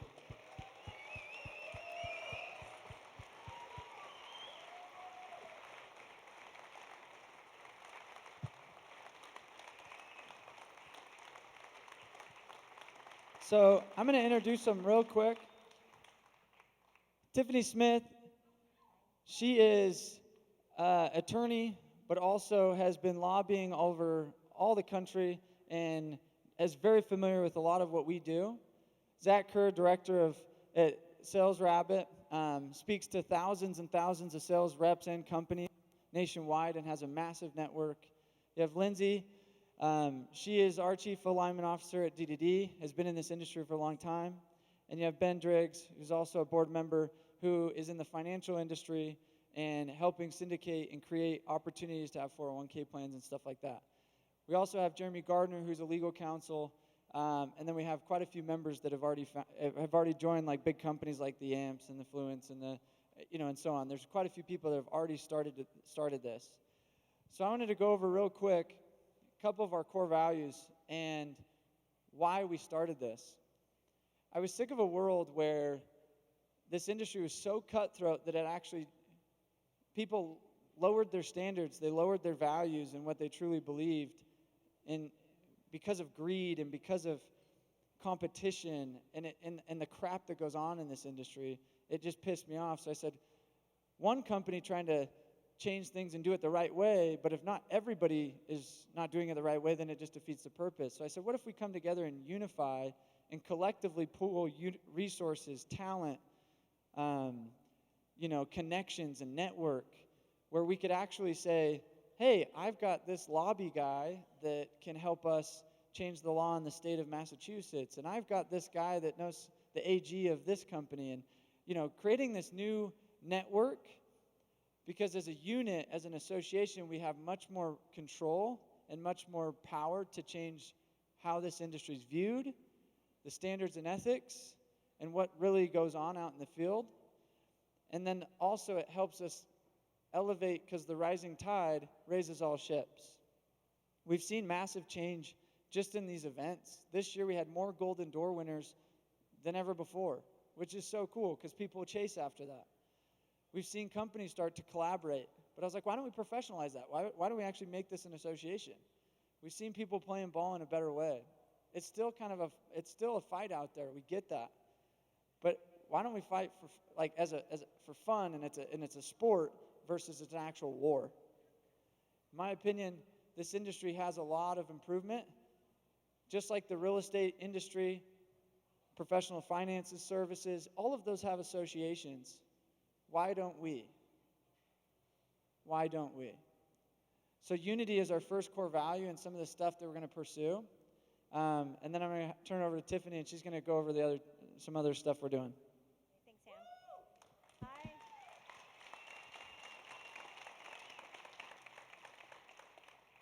So I'm going to talk to you a little bit about credibility. Some of the other organizations and some of the other industries out there, what do they have that you don't have? They have an association. Third-party validation goes a long way towards giving you credibility. You know that you should be valued for what you do, but the public doesn't necessarily know that. And so when you do what's called a 50-state survey, you look at laws in all of the different states, and then we team with lobbyists in those states that could help pass laws in those states that use our definition of licensing, our definition of background checks, our definition of insurance, our definition of training. And we become a we instead of each of you as individuals or individual companies. We become the group that allows this to professionalize the industry. And that's what it takes for credibility. So if you think, oh, well, what are you going to do to define that? It's not me. What are we going to do to define that? You can come be on a committee. That's part of past credibility. We have bringing everybody together on the next slide. You can come and say, hey, I think women in the industry need to have a voice. Let's do a women's committee. I think that we're having issues with certain municipalities. Well, maybe we have a hot button committee that deals with these issues. But the way that we can help you is to have an organization that goes in, talks with states, makes sure that they streamline this, and we need your voice to help know what it is that we need to do for that. Another way we could help you, I don't know how many of you have ever been pulled over and put in a cop car. Raise your hand if you've ever been pulled over by a police Look officer. at that. Oh, that's a few. Wouldn't it have been nice if you could have called the National Association, the D2D Association.org, a nonprofit that's a complete third party, and say, hey, I'm in the back of a cop car. We need to be able to fund a hotline so that you can do that. So you have not just your company saying, oh yeah, she's a good person or he's a good person, let him out. You have a national organization backing you. But we are the people that need to create that organization. And we need to do it this weekend, get it funded, so we can protect everybody. You need protection, but you can't do it as an individual. Who would like some more protection out there? Who would like some support as a unit? So I can't do it alone. I may have been hired as the executive director, but I need teams, I need committees. I need to know what it is that we need to accomplish as a group. No infighting, but as the association coming together and figuring out how in 20 years, somebody who wants to come into your organization, maybe you have a kid or a grandkid in 20 years, or you want to protect yourself now, that they say, you know what? My mom or my dad or my grandma or my grandpa was part of the founding group that changed this industry forever. Forever. Amen. Because we became legit. And in order to do that, we need a third party. And that's the association, and I hope you'll come and join us. You can check it out on d2dassociation.org. This team has worked really hard to get this set up under federal law to become a nonprofit. You can donate, you can join, and we also have a booth over there that I know Sam's going to lead you to. Please come join. Please be a part of this. We need you to make this a we. Thanks. Okay. Hey guys, Zach Kerr. Something I'm really excited about is being able to give you a resource to get things done that as you're out there doing your work. You have great ideas. You see opportunities to optimize and improve things in the industry from a legal perspective. Oh, it'd be so great if we could just do this. Some of your companies don't have the resources or capabilities or legal or HR teams to be able to act on those ideas. And so this is an outlet for you to be able to surface those ideas and thinking to a group that can actually take action on it, that's focused on doing those types of things, and that improves everything for everyone. There are certain problems and challenges that are just too difficult to resolve on our own or as an independent company. But as a group, as an industry, when you band together, there's no problem that's too big that we can't solve. And so many of the industries that you sell, whether you're selling solar or security or pest or roofing or whatever it is that you're selling, those industries all have associations. We're going to be able to band with those associations to add collective power and energy and abilities to go out and do things that are going to be meaningful for the industry. So we're going to have a number of things. We're going to have an active job opportunities board. We're going to strengthen public relations and public perception of door-to-door. There's some really fun initiatives in the queue for that I'm excited about. We're going to look at licensing, processing, and systems around optimizing the whole licensing experience at the state level and municipalities. We're going to create an executive contact directory that'll be known faces and resources and titles for the industry to turn to.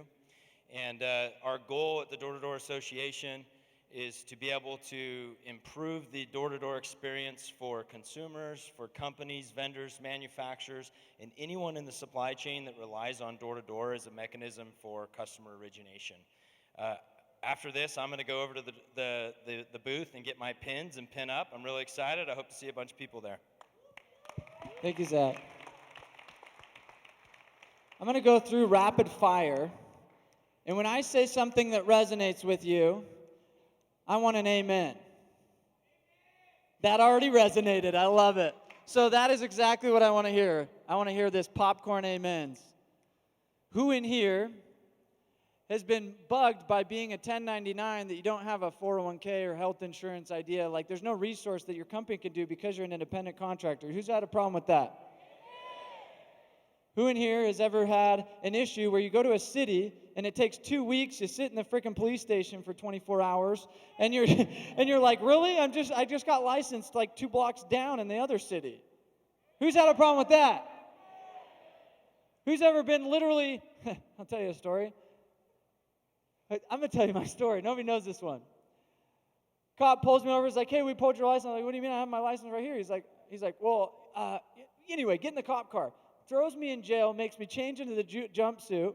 It's now 10 o'clock, 11 o'clock at night. I'm like, do I get my phone call? What did I do? I have my license. I'm out here knocking. Call my wife. I'm like, hey, I'm in jail, 2 hours away. Come pick me up, I guess. I got to pay $500 because I had a license and I was knocking legitimately. They throw me into a cell. It was after hours, so somehow they didn't turn the lights on to let me see what the cell is like. Pitch black. I hear talking. I'm like, is there anybody in this cell? Like, feeling my way around. I'm not even kidding. I thought I was going to get shanked as the new guy. You know what I mean? I'm like, I guess this is my home. I don't know how long this is going to be here. And I sit there just freezing. I don't know why they don't turn the heater on and it's cold. I don't know. I was like, this is how it's done? Okay. And I'm now vilified. I'm now criminalized for doing my damn job. Who has ever felt that? Who's ever had a post on social media where they're literally like, hey, watch out for the people robbing your home. It's a scam. And you're like, well, no, I'm just trying to help you out. And there's nothing protecting or advocating that. Who has had it where literally the company stole money for them and you couldn't do anything about it? Your employer that you signed and worked your ass off just says, I'm going to keep your money because I just don't want to pay you. And then what do? You don't have money to go pay a lawyer. You'd like somebody to help get your back and mediate something, right? Because it's not right. Who's had that happen to them? Raise their hand. Hundreds of thousands of dollars owed to me by an employer that legitimately contractually owed me. I go sue them and they just like, screw you. I've been there. Now let's flip it. Who's a company owner that's given a rep money and they're like, peace, thanks for the $5,000. And you're sitting there like, that's straight robbery. And if you in this room have done that, go make it right. Go make it right. Shame on you. That's theft. That is theft for not honoring your damn agreements.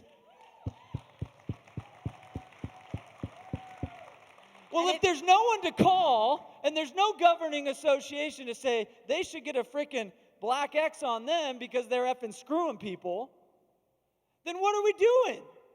You get your license revoked. That's how like the world works, but somehow it's 2020 and we're the Wild West? Are you kidding me? This is why I freaking started this. This is why it exists.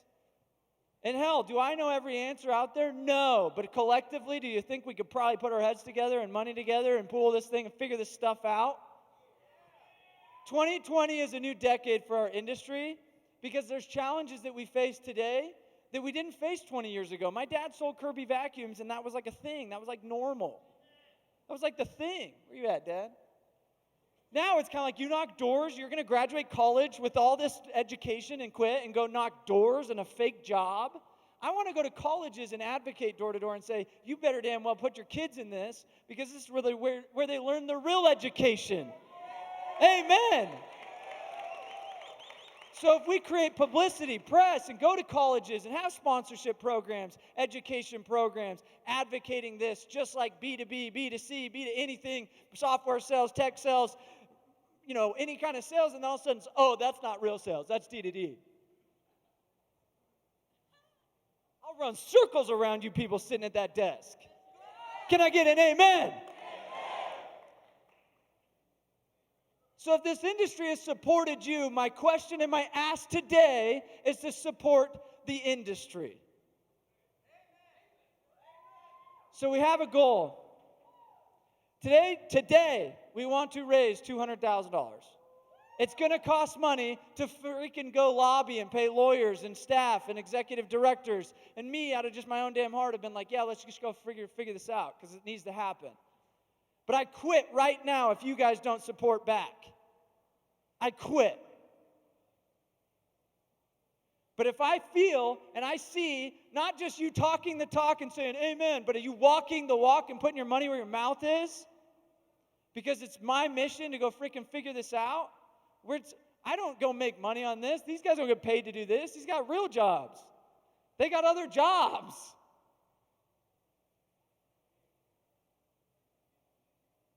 This is your opportunity. So the ask is simple.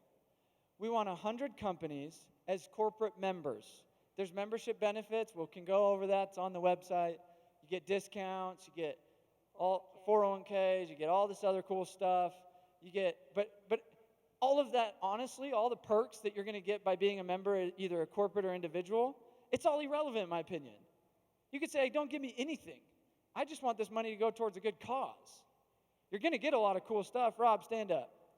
Second we did this, he has no company, he has no anything. The second I post about this, he's like, done, I signed up, sent money. He's like, I'm in. It was awesome. He didn't even know what it was. Let's give it up for Rob. So for the first 100 companies that sign up as corporate members, we're discounting this to $1,900. Yearly, it will be typically $2,900. We're doing $1,000 off for the yearly membership dues. These are going to come with newsletters. They're supporting the media press that we're pushing. They're supporting the lobbying. They're supporting all these initiatives, rep certifications and classes and levels. Anyway, so you get a pin, like Tiffany said, to be a founding member known for the record books that will be forever remembered, to say we set that off right. If you're an individual, we want to have 500 individuals donate and be an individual. What that does, it comes with all these little perks. Then you can go validate yourself as a member when you're with a customer and you say, how do I know you're legit? Well, look me up on the D2D Associations page. That's dope. You get more sales. You will make your money back just by simply being on the damn website. And then vendor member opportunity. I'm not going to limit you to the $1,900 though. my whole thing, they said 200,000. I said 200,000. They look at me and they go, that's so low. Why wouldn't you go for $1 million? You know how much money is in this room? I was like, well, we at least need budget-wise 200 grand to go survive. But if we had $1 million, we know we could go do some real damage this year. So my invitation is this. It's not limiting. You can go and put more money if you wanted just to give back. It's all a tax write-off anyway. So what we're going to do right now is if this industry has supported you, I want you to stand up now. Stand up. Now, pull out your phone, go to the thing, and pull the QR code up. Go to the next. It's on the master slide. Master slide. You can go to d2dassociation.org. It's on the master slide. So d2dassociation.org, and it says join as a member. You pick, if you're a rep, you can join as an individual. This will take you there as well. If you're a rep, you can join as an individual. If you run a company, you can join as a corporation. First 100 companies gets the pin and is known as a founding member. We'd really appreciate your support. Now, take a second. If you're committed to doing that, go do that. If you're like, hey, I don't know, then don't. Sit down, that's fine. I don't care. It's like a nonprofit. But my point is this. If this industry has supported you, right now is the opportunity to support it in a meaningful way. And if you join as an individual and your company ends up being one of those first 100, you will be discounted, but we'll work that out. So join however you want, but if your company joins, then the individual membership is less because your company joined. So, what I want you guys to do is after you go do that, we're gonna take about 5 minutes. We're gonna put some music on. If you joined, run to the booth. If you're a company, not individual, if you're one of those first 100 companies, run to the booth and grab your pin. Run back, and we're gonna have Coach Burt speaking next. If you're ready to just get your minds blown by Coach Burt, then get your minds blown by Coach Burt. But let's put some music on. Let's take about 2-3 minutes. Give you guys a second to make something happen. But before I do that, I want to get one, on the count of 3, I want to just yell it at the top of your lungs, D2D Tribe. Because this is where it becomes a real tribe. Like a professional tribe, not just like a Sam Rah-Rah tribe. On the count of 3, we're going to yell D2D Tribe. Or should we yell D2D Pride? I kind of like Pride too. Let's do Tribe. Individual, I think it's like what, 149 or something like that? Yeah, discount it to 99. Oh, $99. And then I think it's 49 if your company joins. It's $100. And you get $100 off D2D Con next year. Yeah, I'm going to discount your ticket for next year for the $100 just for joining. So it's free if you're coming next year. You'll be just by doing this, you'll be more committed personally to your career. I mean, that's cool. You know, a simple donation, you personally are going to be more committed to your career in this industry. You gotta sometimes buy and put your money where your mouth is. You know, people's tongue in their mouth is bigger than their tongue in their shoe. This is an opportunity for you to do something that's simple, take action, and up-level the industry and yourself, so please be committed to us. We're going to be updating us along the ways of how we're doing with this goal so that we can let you guys know. And at the end, we're going to put everybody's company's logo up on the main screen, those companies that did join, so we're actually going to see who actually got behind this. My goal is to have 100 logos up at the end of this conference. Come on the count of 3, I want to hear D2D Tribe. 1, 2, 3. D2D Tribe! Okay, let's play some music. Take about a minute. Get ready for Coach Burt. Thank you, guys.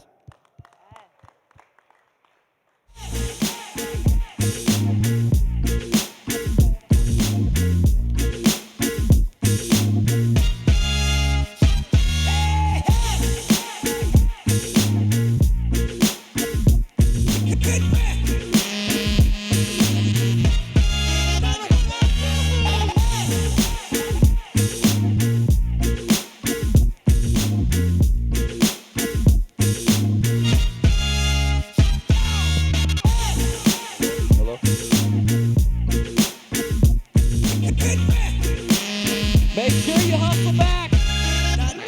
Coach Burton's up soon.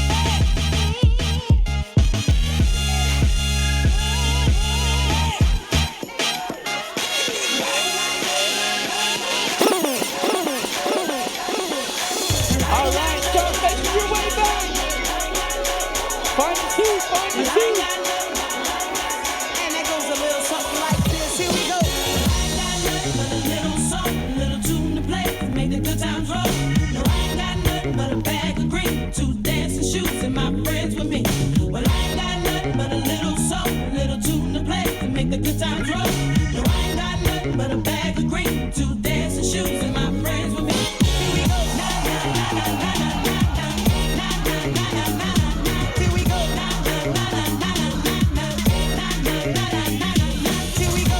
Go go go go go go. Don't that feel real funky, y'all?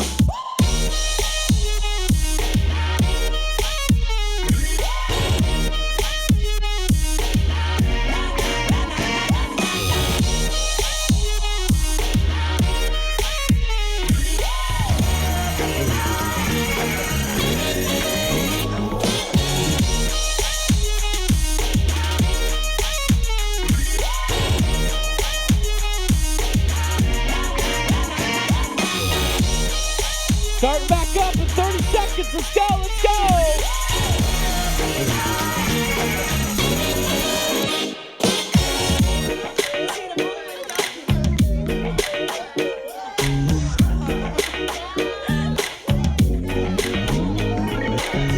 Now, usually we don't do this, but I think I'm gonna need a little help from the horn section. Is that all right? Yeah. And that goes a little something like this. Here we go. Na, na, na, na, na.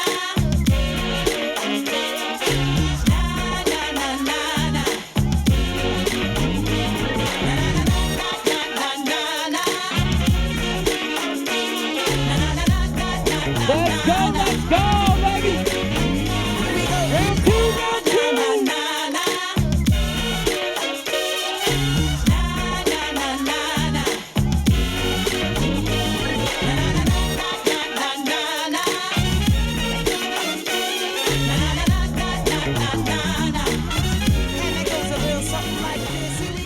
Okay, here we go. While everybody's trickling back in, stand up at your seats. Stand up at your seats. Stand up, stand up. Let's go, let's go. 10 hugs, 10 high fives. Let's go, dance it out. 10 hugs, 10 high fives. Let's go. Give some love, give some love. Yeah. Hug, hug.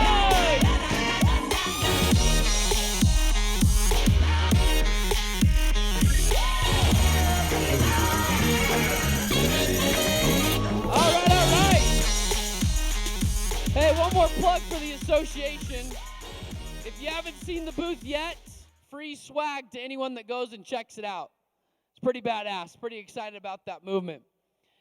Okay, next speaker. I was actually really impressed as I did some research on some of the things that Coach Bird has done. First of all, became a coach at the age of 18. Won a championship at the age of 18. Also at the age of 18, found the book, 7 Habits of Highly Effective People by Stephen Covey. Many of us have read that book. Started to take a bunch of the principles from that book and use them with his players, focusing on the mind, the body, the spirit, the heart. Okay? Then as a 19-year-old, becomes a high school basketball coach, and in his first year goes 17-0. Wins the first championship in 30 years at the school. Has 7 years of 25-plus wins. Becomes one of the best basketball coaches, high school basketball coaches in Tennessee history. Fast forward to today. Okay? He's written 15 books about his methodology. People would ask him all the time, what is it that you do with your players that make them so good? His response was always, we focus on the entire body. We focus on everything instead of just one thing. And that is what he continues to preach today as he travels the world as America's coach. Again, written 15 books, is helping businesses and individuals focus on the whole body. Let's give a big round of applause for Coach Michael Burt. I spent over a decade of my life as a championship basketball coach, learning the psychology of inner engineering people to perform at the highest levels, specializing in activating the prey drive, an instinctual ability in each person to find, capture, and kill prey, to go out and see something either optically with the eyes or mentally with the mind and have the fortitude, the persistence, and the intensity to go get it. Now, over the last 12 to 13 years, all I've been doing is activating this prey drive in individuals and businesses around the world, building high prey drive cultures where people are producing at the highest possible frequencies. You have a prey drive. You have another gear. You can find that gear and do something you've never done before. I'm Coach Michael Burt, and I'm here to activate your drive. Let's go, bro. Thank you, bro. Give it Thank up you. for Coach Thank you, Burt. Thank you, thank you, thank you. Woo, come on. Good morning. Good morning. Y'all ready to activate that prey drive? Listen, my name's Coach Michael Burt. There's three real things I believe, and I'm going to see if we're in agreement here. I believe, number one, everybody needs a good coach in their life. How many of you have ever had a great coach in your life? Raise your hand. How many of you remember that coach really did three things for you? They had conversations with you that you may or may not want to have, yes or no? They made you do some things you may or may not have wanted to do. But a good coach took you to a place that you didn't even know that you wanted to go to.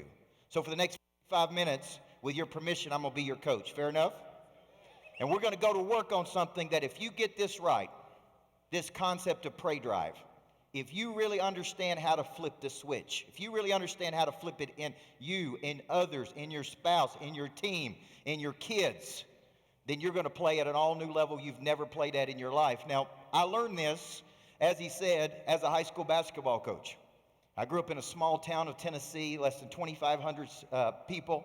I was raised by a single mother who had me when she was 16 years old, and I watched that woman scratch and claw for everything that we had. She taught me early on in life, we don't whine, we don't complain, and we don't make excuses. We dress up, we show up, we grow up, and we deliver.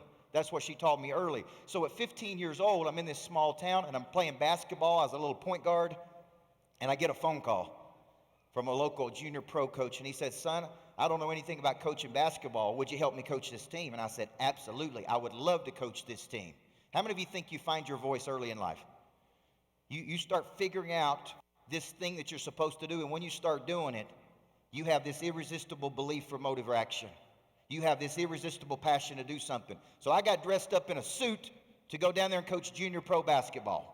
And I looked like a little Pat Riley coaching junior pro basketball. And people laughed at me, and who is this kid that has all this passion? And I got ejected from a junior pro basketball game, right? 3 technical fouls, and I got thrown out of the gym. Now, 18 years old, I make up my mind I'm going to start selling myself. I go to my local school where I went to elementary school. Think about going back to your elementary school. And I decided I wanted to be the head boys basketball coach at this school. And I showed up on day 1. In the summer, the principal came in. And I said, I'm Coach Michael Burt. I'd like to be the head boys basketball coach of this school. And he gave me objection. How many of y'all get some objection every now and then? Now, objection is just opposition of thought. That's all it is. 2 frames are colliding. One of those frames is typically more certain than another one. Well, his objection was what? You're too young. You're only 18 years old. And I saw a sales stat that said most sales happen between 7 and 15 touches, 80% of the time. So I go home. Day 2, the principal comes back. Guess who's sitting there? I'm sitting there. I'm like, hey, good to see you. Good morning. I'm Coach Michael Burt. Remember yesterday you told me I was too young and you couldn't make me the head coach, but I'd like to be the head boys basketball coach of this school. Well, insurance, we can't do it. It'll never work. Day 3, guess who's sitting there waiting on the principal to come in? Good morning, Coach Michael Burt. Remember you told me yesterday you couldn't make me the boys basketball coach, but I figured out a way to do it. Guys, I did this for 14 straight days. And on day 14, guess what he said? Kid, you got the job. Primarily because nobody else wants this job. So now I'm coaching, right? Now I'm coaching. Now I'm going to do a thing. And at 18 years old, I win a state championship, and the principal comes to me at the end of the year, and he said, Coach, he said, you did such a great job coaching this year. We think we would like to pay you. I'm like, oh, this is getting good, right? Like, how much are you going to pay me? He says $199.50 for the year. Now, how many of you believe every day with your current customer is sometimes an interview for your next customer? How many of you believe if you do a great job with the one, there's multiple customers to come in the future because you really get it, right? So I'm coaching that team as if I'm coaching in the NBA. And around 19 years old, I get a referral call. And the referral call is this large high school in Tennessee. He said, we heard about you. We heard you're this young little whippersnapper that can flat out coach. Would you come down to this big high school and be one of my assistant coaches? Now, I ask what any good 19-year-old would ask, which is what? I said, sir, I've only got one question to ask you.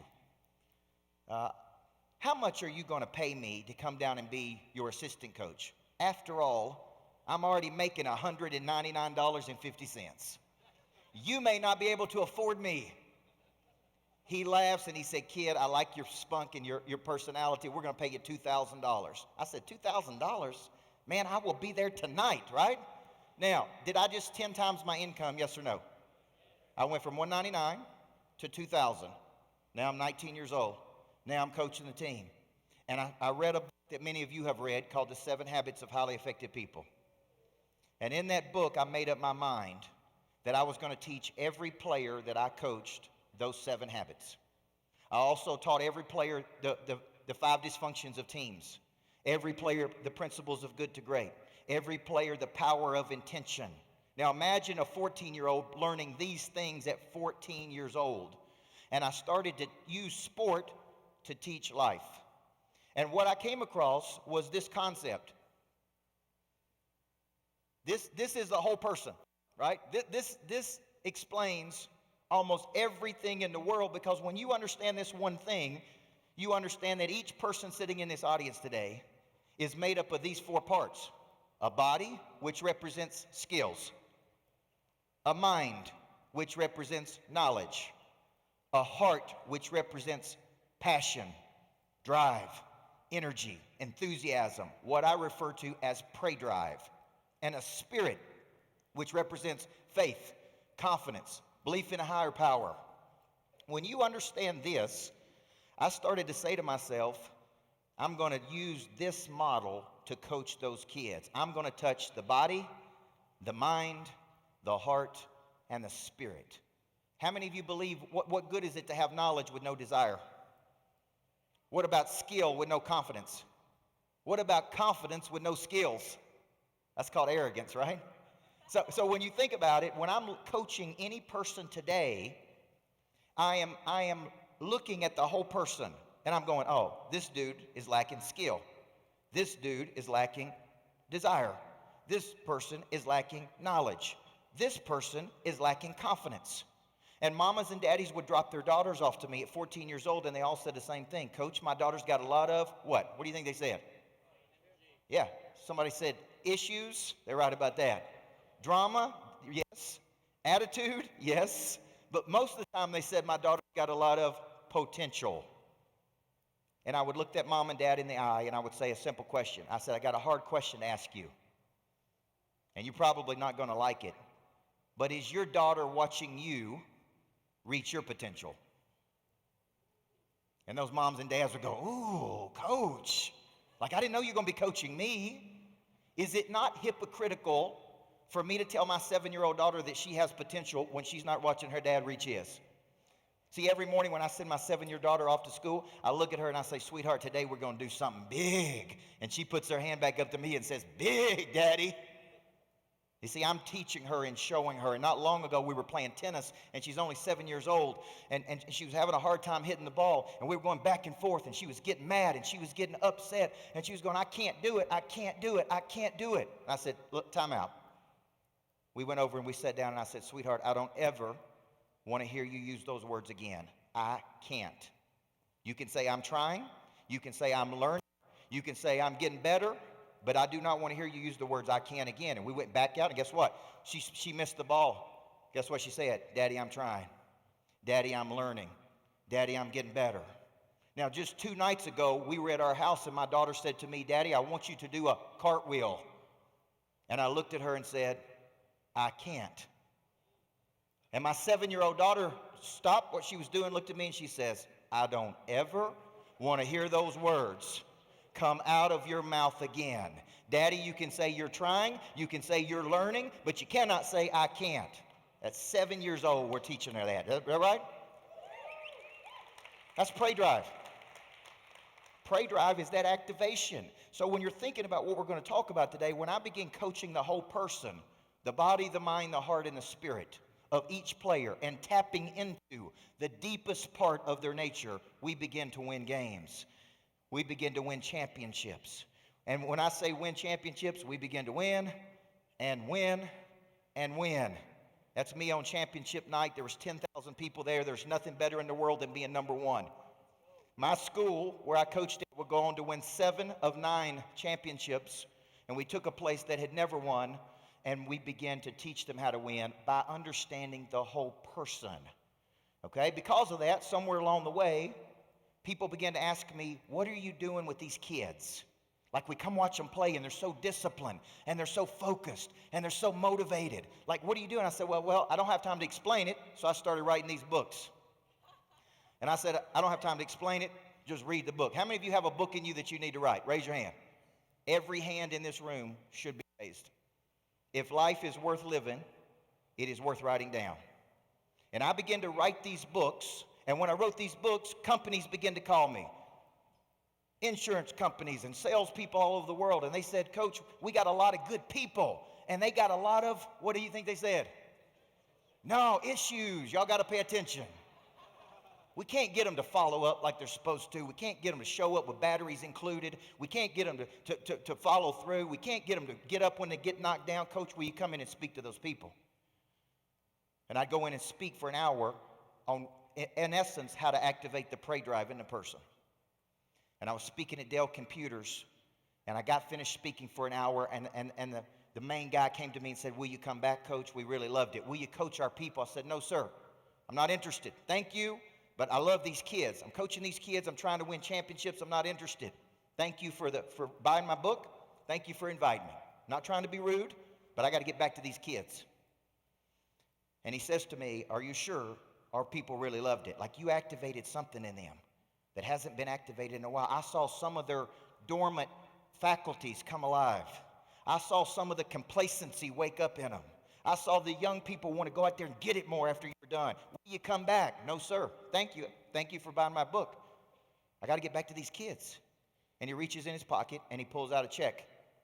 And he says, okay, if you say so, here's your check for coaching our people for the last hour. And I open up the check, and it was more in an hour than I made in an entire month. It was a multiple.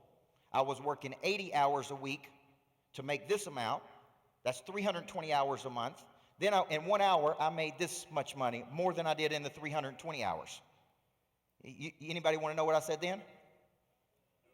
I said, surely somebody else can tend to them kids. Like, I love them kids. But there'll be a coach come along after me that loves them too. The truth is, I stayed for 6 more years to build a national championship program, and then I retired. And now I get to travel all over the country on this jet that I bought with good friends, and I get to speak on big stages like this. And that was me at 10X. How many people saw me speak at 10X, by the way?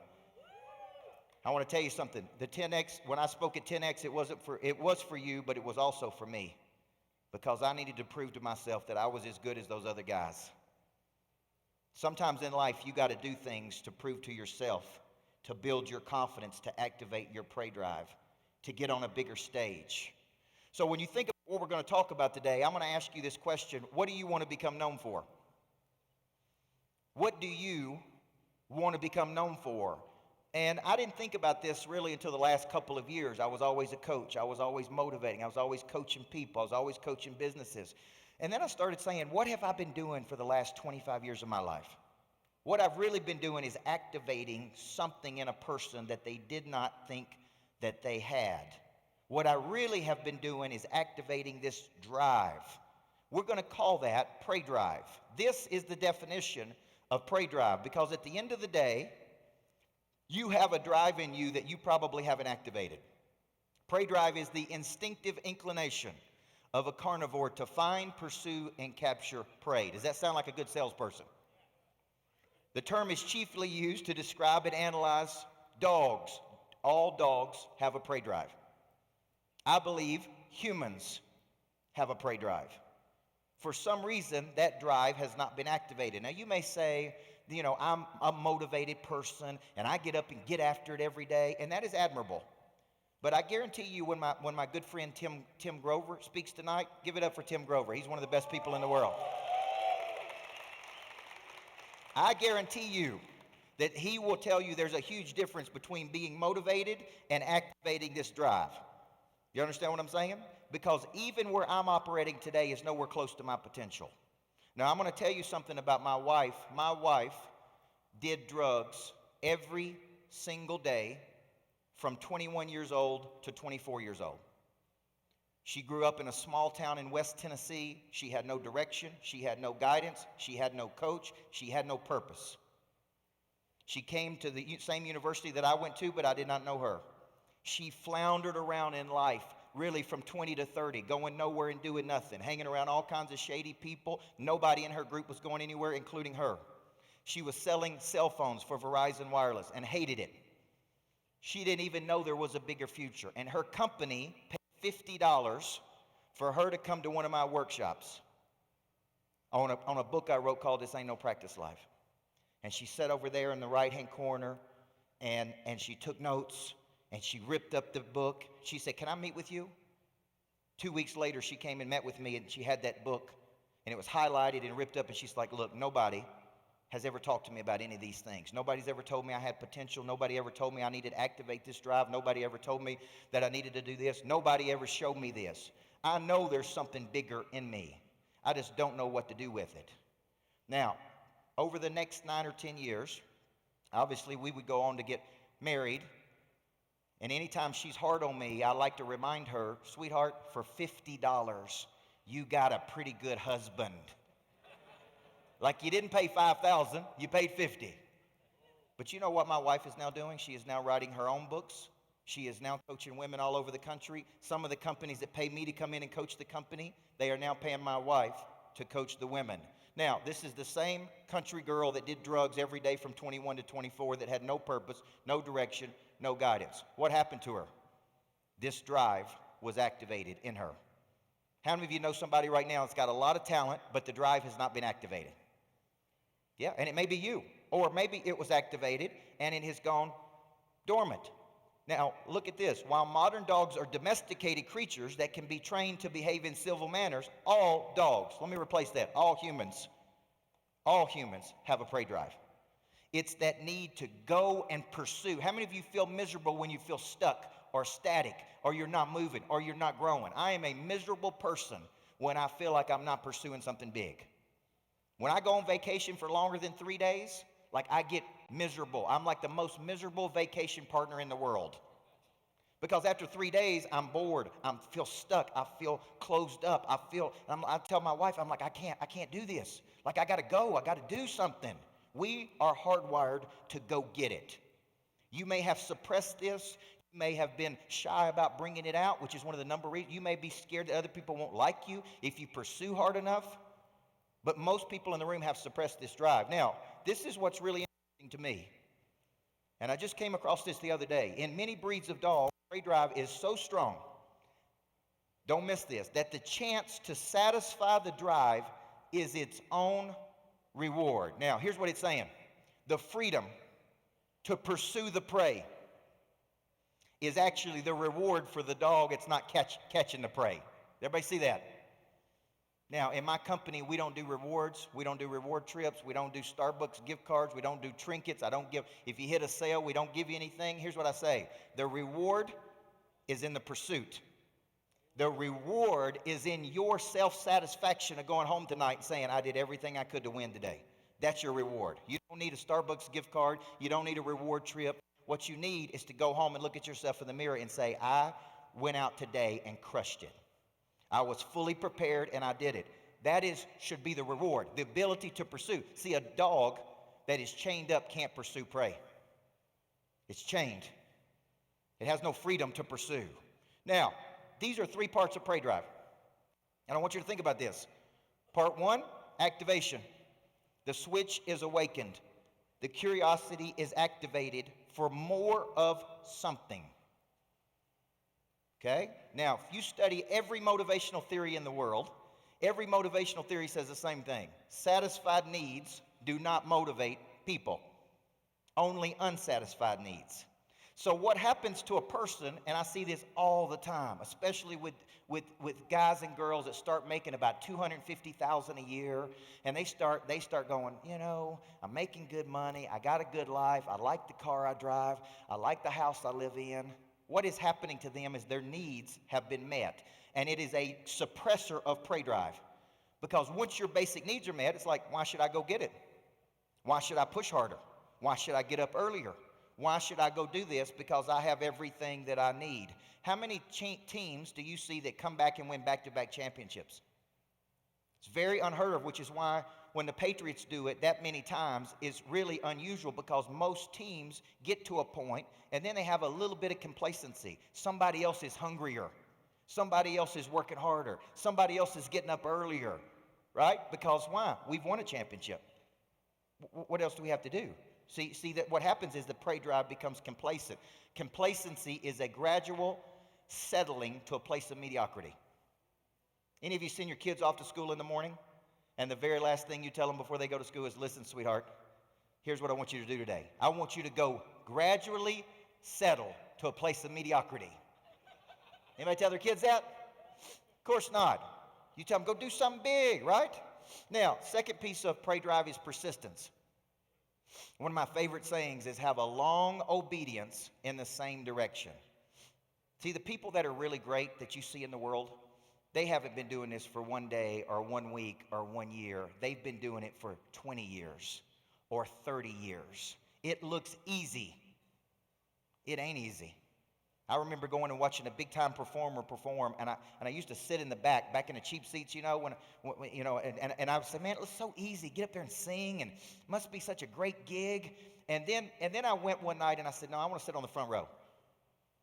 And I sat on the front row and I watched this guy perform for 4.5 hours, and he was sweating profusely, and I was like, man, that dude works hard. He was so good, he made it look easy. Why? Because he'd been doing it for 20 years. Most people do not have a long obedience in the same direction. We live in a cotton candy world. Cotton candy, it tastes good for a second, but it don't last. I'm looking for people who have staying power. I'm looking for people that have this long obedience in the same direction. Third piece is intensity. Intensity is force, power, ferocity. Okay? Now, if you have small goals, what kind of intensity do you have? You got zero intensity. I know when I'm talking to a small-time person. Small-time people get together and talk about other people. Small-time people get together and talk about events. Big-time people get together and talk about ideas. And really big-time people get together and talk about execution of an idea. They have an intensity about them. Positive and intense. Now, has this prey drive been activated in you? Has it gone dormant in you? Have you moved into a static position? What do you need to be exposed to for it to be reactivated? That's what we're talking about today. Now, this is a new book I have coming out called Single Digit Millionaire, because the number one question I get asked all over the country is, how did you go from a high school basketball coach making $25,000 a year to where you are today? How did you make this transition from here to here? How did you go from doing this to doing this? How did you go from being successful here to building a multi-million-dollar coaching company here? And so what I said is, when I started codifying this, I started going, this is how I did it. Number one, I spent a decade building a primary skill. A primary skill is a hard skill that solves another problem for other people.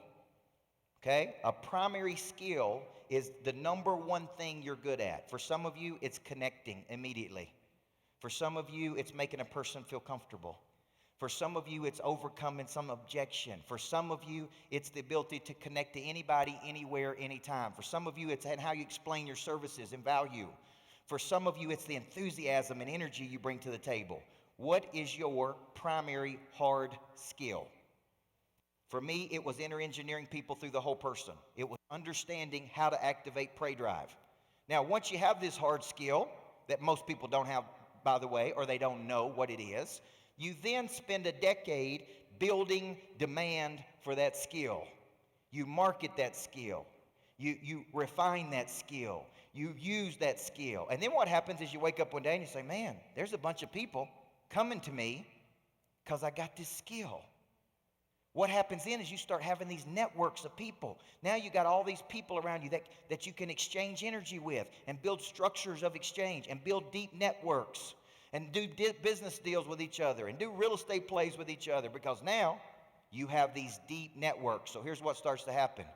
Your business starts to give you excess cash, meaning your primary skill is now bringing cash in for you. You are paying yourself, you're paying your bills, you're paying your taxes, and then you have money left over.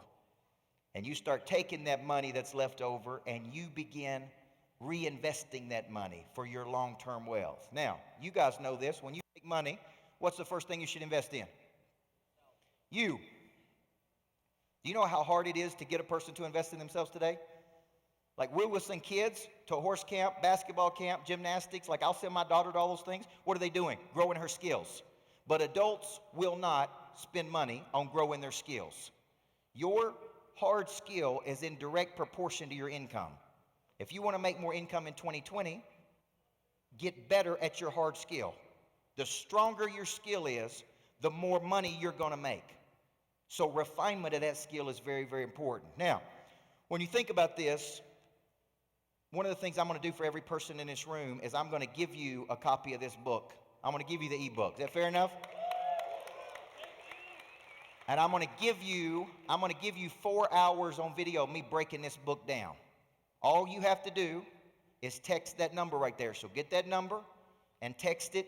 Within a minute, you'll have the book, you'll have the 4-hour video, and I will show you how to get your net worth between 1 and 10 million bucks. Okay? If you want to figure out how to get it between 10 million and above, then we'll have to ask Mr. Milet tomorrow when he's here. Fair enough? Now, here's my point.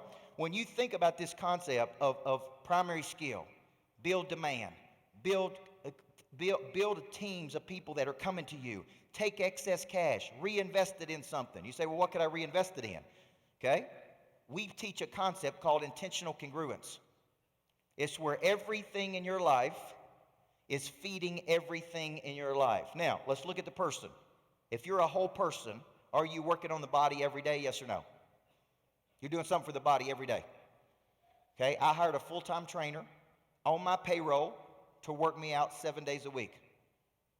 Okay, what happened to me? I was 191 2 months ago. I'm at 171 today. 20 pounds in less than a month, because I got to do working me out every single day. That's how committed I am to it. It's not a trainer that I pay $50 to every now and then. I show up sometimes. I said, I'm committed to this. I'm going to put you on my payroll. And if I want to work out at 10:30 at night, we're going to work out at 10:30 at night. If I want to work out at 4 o'clock in the morning, we're going to work out at 4 o'clock. If I want to work out 3 times a day, we're going to work out 3 times a day. If you're building the whole person, you got to go to work on the body, the mind, the heart, and the spirit. All 4 parts have to be clicking on every cylinder. And when it's clicking on every cylinder, the prey drive is activated, and you want more, because how many of you believe when you start having that success, you want more success? See, working a muscle, the more you work a muscle, the more the muscle wants to be worked. The more it becomes a habit, the more it becomes what we call in sports muscle memory. You don't have to think about it, man. That's one thing I love about Tim Grover. Thinking in a game is a liability. When you have to stop and think, it's costing you time, and time is a precious thing. So here's what we do in our life, and I hope this inspires you, because remember, I'm just that kid from a small town in Tennessee, raised by a single mama. You know, the living room and the bedroom and the kitchen in our house was all the same room growing up. That mama who was so tough, 3 weeks ago totaled her car on the way to work. My mother did. She got out of the car and went back to work. I didn't even know she totaled her car. I had to see it on Facebook. And I called my mom, and I'm like, Mom, did you total your car? She said, yeah. I'm like, you need anything? She said, no, I'm at work. Don't bother me. That's how tough she was. So when I show you what I'm about to show you, I'm showing you this to let you know that this can activate your drive in what you intentionally can grow it. Now, this is what we do with our excess cash. What we do is we take money from the coaching business, and we intentionally go buy properties around the country to where we can add more cash, meaning meaning we do coaching retreats at these properties. We rent these properties. We cash flow these properties. This is a big lodge that we purchased in Tennessee. I suspect that this lodge will bring in between $250,000 and $500,000 in passive income to me, and we use it. We use it, right? So here's an example of us using it for coaching. So we buy the lodge. Where did the money from the lodge come from, by the way? From my business. Where's your excess cash going to come from? Knocking on doors, making money, right? It's going to come when you make enough sales, because your skill is so strong that people are saying yes to you versus no to you. You're going to start building a little excess cash over here. You're going to take that cash and say, man, I'd like to build in my long-term wealth. I'd like to start doing something like this. So what we do is we bought these properties. There's our house in Florida that we purchased. And it is a 9-bedroom house, and we do coaching retreats there. You say, well, why is that important? When you get around big-time people in environments like this, guess what it does? It activates your prey drive. Yes or no? So what's the first thing we got to do? We got to get our income up. And the way we get our income up is by getting better at our primary skill. Once we get better at our primary skill, there's a bunch of people who want it. Once they want it, you're going to have a bunch of money. You're going to take that money, and you're going to start building it into something. Okay? Then you start getting everybody involved. Okay? I even got my wife writing books. She wrote a book called Living with a Monster. Do you know that she didn't want to write that book? See, you can activate the prey drive in your spouse too. I was at 10X. I just spoke. We were incredibly excited. It was a big moment in my life, and we're sitting at the table having dinner, and I go on Facebook, and I said, I want to congratulate my wife on writing her first book called Living with a Monster. And my wife is getting all these congratulations. I'm so happy for you. Way to go. I'm proud of you. And she looks at her phone and she's like, did you just volunteer me to write a book? I'm like, absolutely. And she said, I don't know anything about writing a book. I've never written a book. I'm not a coach like you. And you know what I said? You can do it because you can do it. And I said, matter of fact, your desire to help people has got to become greater than your desire to be comfortable. I see talent and potential in you. It is time to activate that potential. And she wrote that book. Now she's coaching women on how to live with an obsessed person. Now she's doing women's conferences. You know, when she got that book in her hands, when it first came in, you know what she did? She said, I am so glad that I wrote this book. I am so proud. She said, you know what? It wasn't even that hard. I know. That's what I told you. Intentional congruence is where everything is feeding everything. Does everybody understand that? Your whole life is feeding your whole life. It is the activation of the prey drive. Now, people ask me, how do you attack a day? Because I believe in playing offense versus defense. As a basketball coach, I had a rule. We wanted to get the ball to the midline in less than 2.3 seconds. That means we practiced how hard and how fast we got the ball out, and we pushed it. And we pushed it right down your throat, every single possession. And in the second half, the other team would do this. And I knew when they put their hands on their knees that it was over. And I would teach my players, when they put their hands on their knees, that's when you go for the kill, because it's over. That's prey drive. That's the activation piece. Now, here's how I attack a day. When I come into every single day, I come into it with a formula. Every single day I come into it with a formula. Every day I got a hit list of new money I'm calling on. Say new money with me. Say it again, new money. Every day we got to focus on new money. Every day we got to focus on new money. I can't tell you how many people I coach that get distracted by something and don't focus on new money every day. The purpose of your business is to create new money. That is the whole purpose of the business. The purpose of the business is to build excess cash for you that you can then reinvest, intentionally congruent in something for your future. That is the whole reason you're in business. Too many people get distracted in low value activity. They get distracted.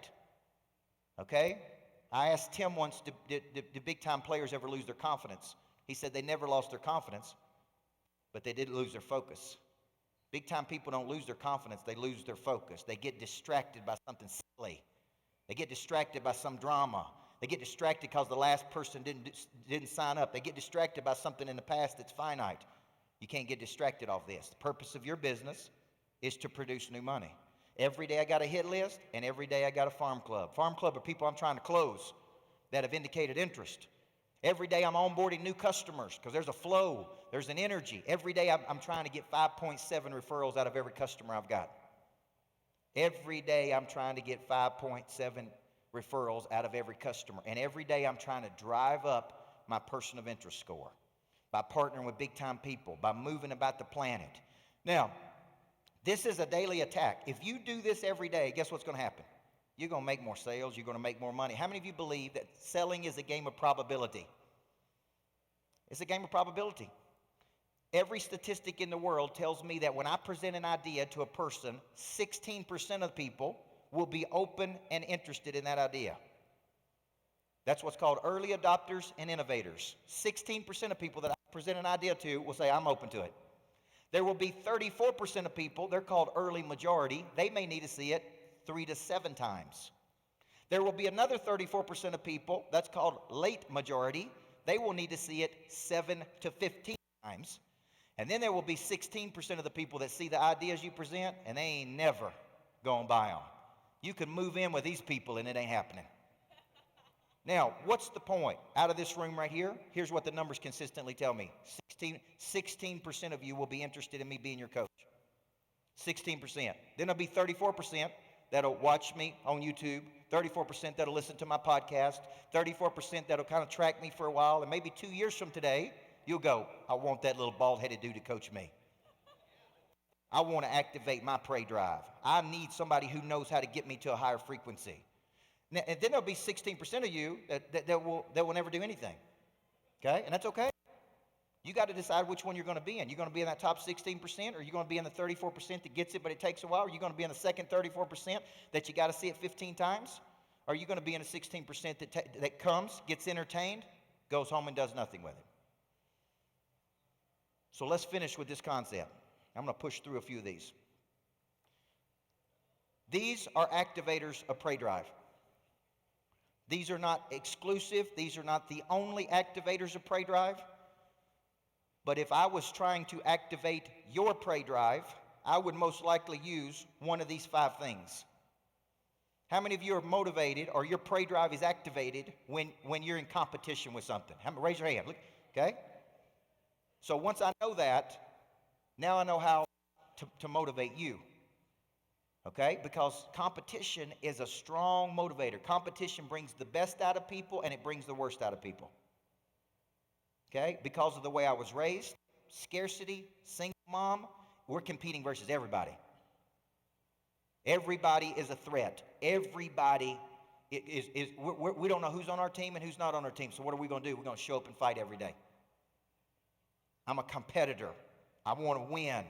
But what if I told you number 2 is actually a stronger motivator for me than number 1? I am actually more motivated because of fear of loss, meaning how many of you have built a good life and you don't want to lose it? Yeah. How many of you wake up in the morning grateful and thankful and appreciative? And you go, man, I've spent my lifetime building this. This is a motivator for me. I don't want to lose what we built. I don't want to lose. I believe what takes years to build up can take seconds to tear down. Here's my rules. I go to bed tired and I wake up hungry. At midnight, it all goes to 0. And number 3, there comes a time when winter asks what you've been doing all spring and summer. And winter's always coming. Everybody see that? So how many of you think big time people wake up scared? Raise your hand if you think big time people wake up scared. Yeah, if you see most people don't think that. Every person I'm coaching that is earning over $1 million personally wakes up in the morning scared to death. Because they know what takes years to build up can take seconds to tear down. Do you know that the wealthiest people I coach work as if they're broke? And the brokest people I coach work as if they're wealthy. Now that's odd, isn't it? Here's my point. I'm like, that dude works so hard. He gets up every day. He shows up every day. He's making $1 million a year, and he shows up every day. We can't get that dude to ever show up. You understand what I'm saying?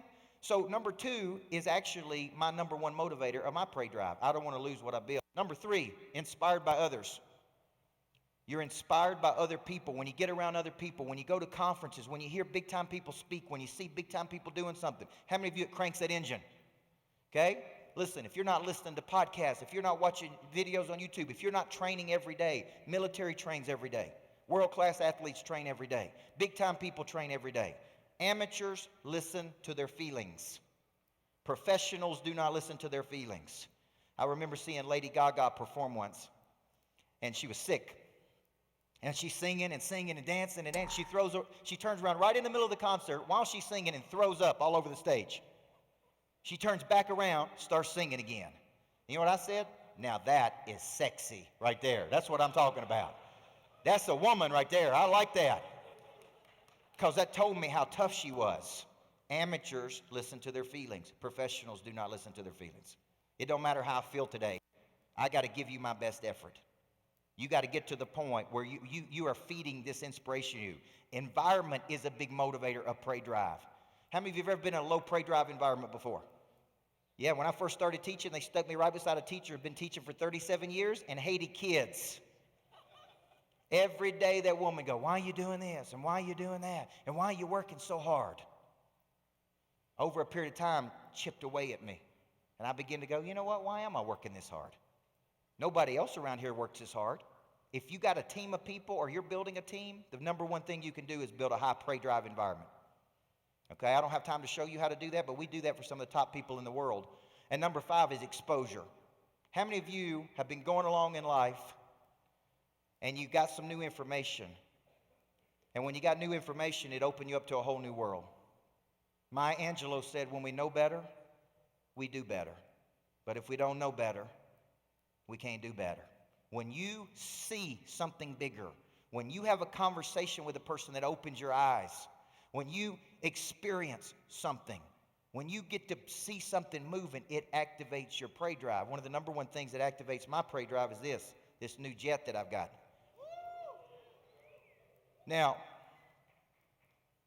I need this thing because we got a 7-year-old daughter and I travel all over the country. And one of the number one ways that I activate this is the inside of the plane. One of the number one ways we activate the drive of people is we put people on that plane with me. Do you know what happens to one of my customers when they go on the plane with me? They come home different. When you're going 500 miles an hour, 30,000 feet, and you're talking business and ideas, there is no way you can't think bigger when you come home. Does that make sense? If we want to sign a big customer, I say, this is easy. Just let them go with me on the plane. Once they go with me on the plane one time, guess what? They're like, I'm ready to sign up, coach. Now, I'm telling you this not to brag. I'm telling you this to inspire you because my buddy Ed Milet, you see my plane, right? My little starter jet, and this is the plane Ed Milet's looking at.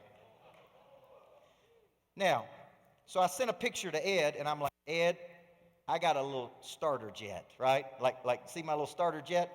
Like, this is the one he's shopping for. Now, do you know, and I'm going to close on this. Do you know the lesson I learned by buying that plane? When you get out on the runway on your jet, you begin to see these other jets. And it begins to open your mind to oh, look at that one. Oh, look at that one. Oh, look at that one. It begins to activate a drive in you that you never see until you're on the runway. Until you are on your own runway, in your own plane, looking at planes like that, you don't even think about it. Exposure activates the drive. Now, I'm going to be out here for the next little bit. I want to talk to you. I want to shake your hand. I want to sign a book. And I'm going to add a sweetener to this deal as I close today. I'm going to be personally mentoring 25 people on this concept of single-digit millionaire through the book. I'm taking 25 people I personally mentor. This is something that's free. I'm not charging for it, but I want to continue to pass it forward. So to qualify for me to be your coach and mentor you over an 8-week cycle through the book, Single-Digit Millionaire, you need to text this code and you need to come see me out here. Okay? Text the code and come see me. And that qualifies you to go into the pot. And I'm going to pick 25 people that I'm going to personally mentor. One of the biggest regrets of my life, from 20 to 30, I didn't have a great business coach. I didn't have a person pouring into my life. I was studying business. I had great coaches teaching me how to be better basketball coaches, but I didn't have one person teaching me the difference between an asset and a liability, how to use your primary skill to get your income up, how to reinvest in intentional congruence. And it literally is one of the greatest regrets of my life. I don't want you to make that mistake. I believe everybody needs a coach in life. I believe you guys are on the verge of doing something incredible in your life, and I want to speak nothing but increase into your life in 2020. God bless you guys. Thanks for having me. D2D Con, I love you, I love you, I love you. Thank you, thank you, thank you, thank you. Thank you, thank you. Man, everybody needs a coach. As he said, always getting better. Make sure you take the time to go see Coach Burt. That was fantastic. One more round of applause for him. One more round. All right. One more sponsor, and then we're going to actually head into lunch. Let's go ahead and roll the film. Welcome to Vanilla. Vanilla is a customer engagement platform that helps businesses to increase online reviews and improve customer engagement through SMS text messaging. Collect and manage your online reviews on a simple and straightforward dashboard. With just your customer's name and number, anyone on your team can easily send a review invite in a matter of seconds. Take control of your online presence with Vanilla and watch as your ratings increase right alongside your leads and sales. Vanilla also allows you to easily reach and engage your audience through text messaging. Create custom messages and campaigns that are easy to send and manage. Send reminders, promotions, and notifications, and watch as your sales and engagement grow.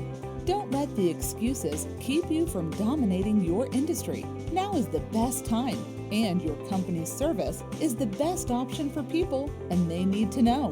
Connecting with your customers couldn't be more simple. Get more reviews and better customer engagement today. Schedule a live demo with our team now to find out more about plans and pricing. All right, so Vanilla, they're one of our platinum sponsors. Phenomenal software. If you knock doors and you're with a customer and they're like, oh, I want to get it in 6 months, most sales reps just don't have the mental brain power to be like, yeah, I'll follow up with you in 6 months.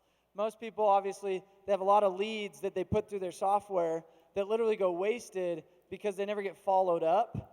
So what this does is it does an AI automated drip campaign, because most people are doing email campaigns with a 12% open rate. Vanilla does it all via text with a 98% open rate for you with an AI automation to engage customers for upsells, retention, reviews, follow-up. It integrates with an API into the Sales Rabbits and Spatios of the world. And it's just a way for you to, on the door, schedule out a message, schedule your people down a campaign, integrate with your CRMs so that you can actually text your customers in a more powerful way. So make sure to go check out Vanilla. They're right there in the front. They're one of our platinum sponsors. So snake oil tournament, a lot of you guys are probably sticking around for the snake oil tournament. We do this every year. Unfortunately, we got to move it till tomorrow. So tomorrow at lunch, no, don't boo me. Do you want to know the honest truth? Forgot the cards. Like, who has the cards out of everything that orchestrates in the freaking planet that goes on in this? Like, where are the cards? So we're going to do it tomorrow. It's a fun tournament. We're going to give away some Nike shoes that are custom D2D, some D2D knocking shoes that'll be dope, one of a kind. And after, this is really important, listen up. Download the app for all of the agenda, all the speakers, all the vendors, everything is in the app D2DU. So if you have not downloaded it and you're like wondering, what is the agenda? What are the speakers I need to go to? I want to research Alec Nethercott, and I want to research Kel Goodman. Why would I go to that? They have their bios, they have a podcast, they have a video, they have, the workshops are one of the most powerful parts of our event. So they start promptly at 2 o'clock.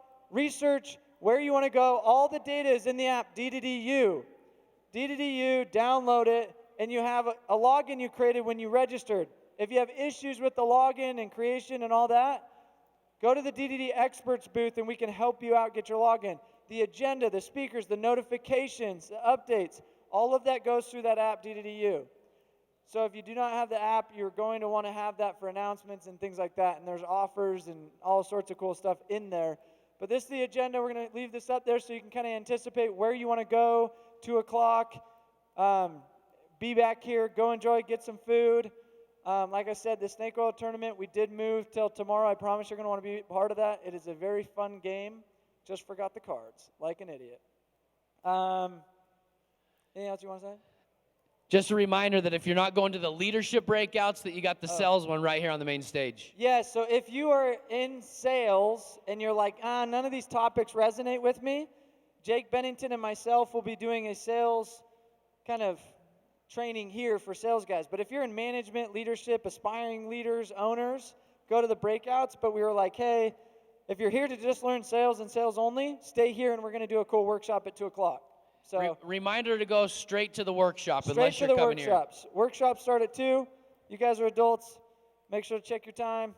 Go to the breakout rooms. They're straight through.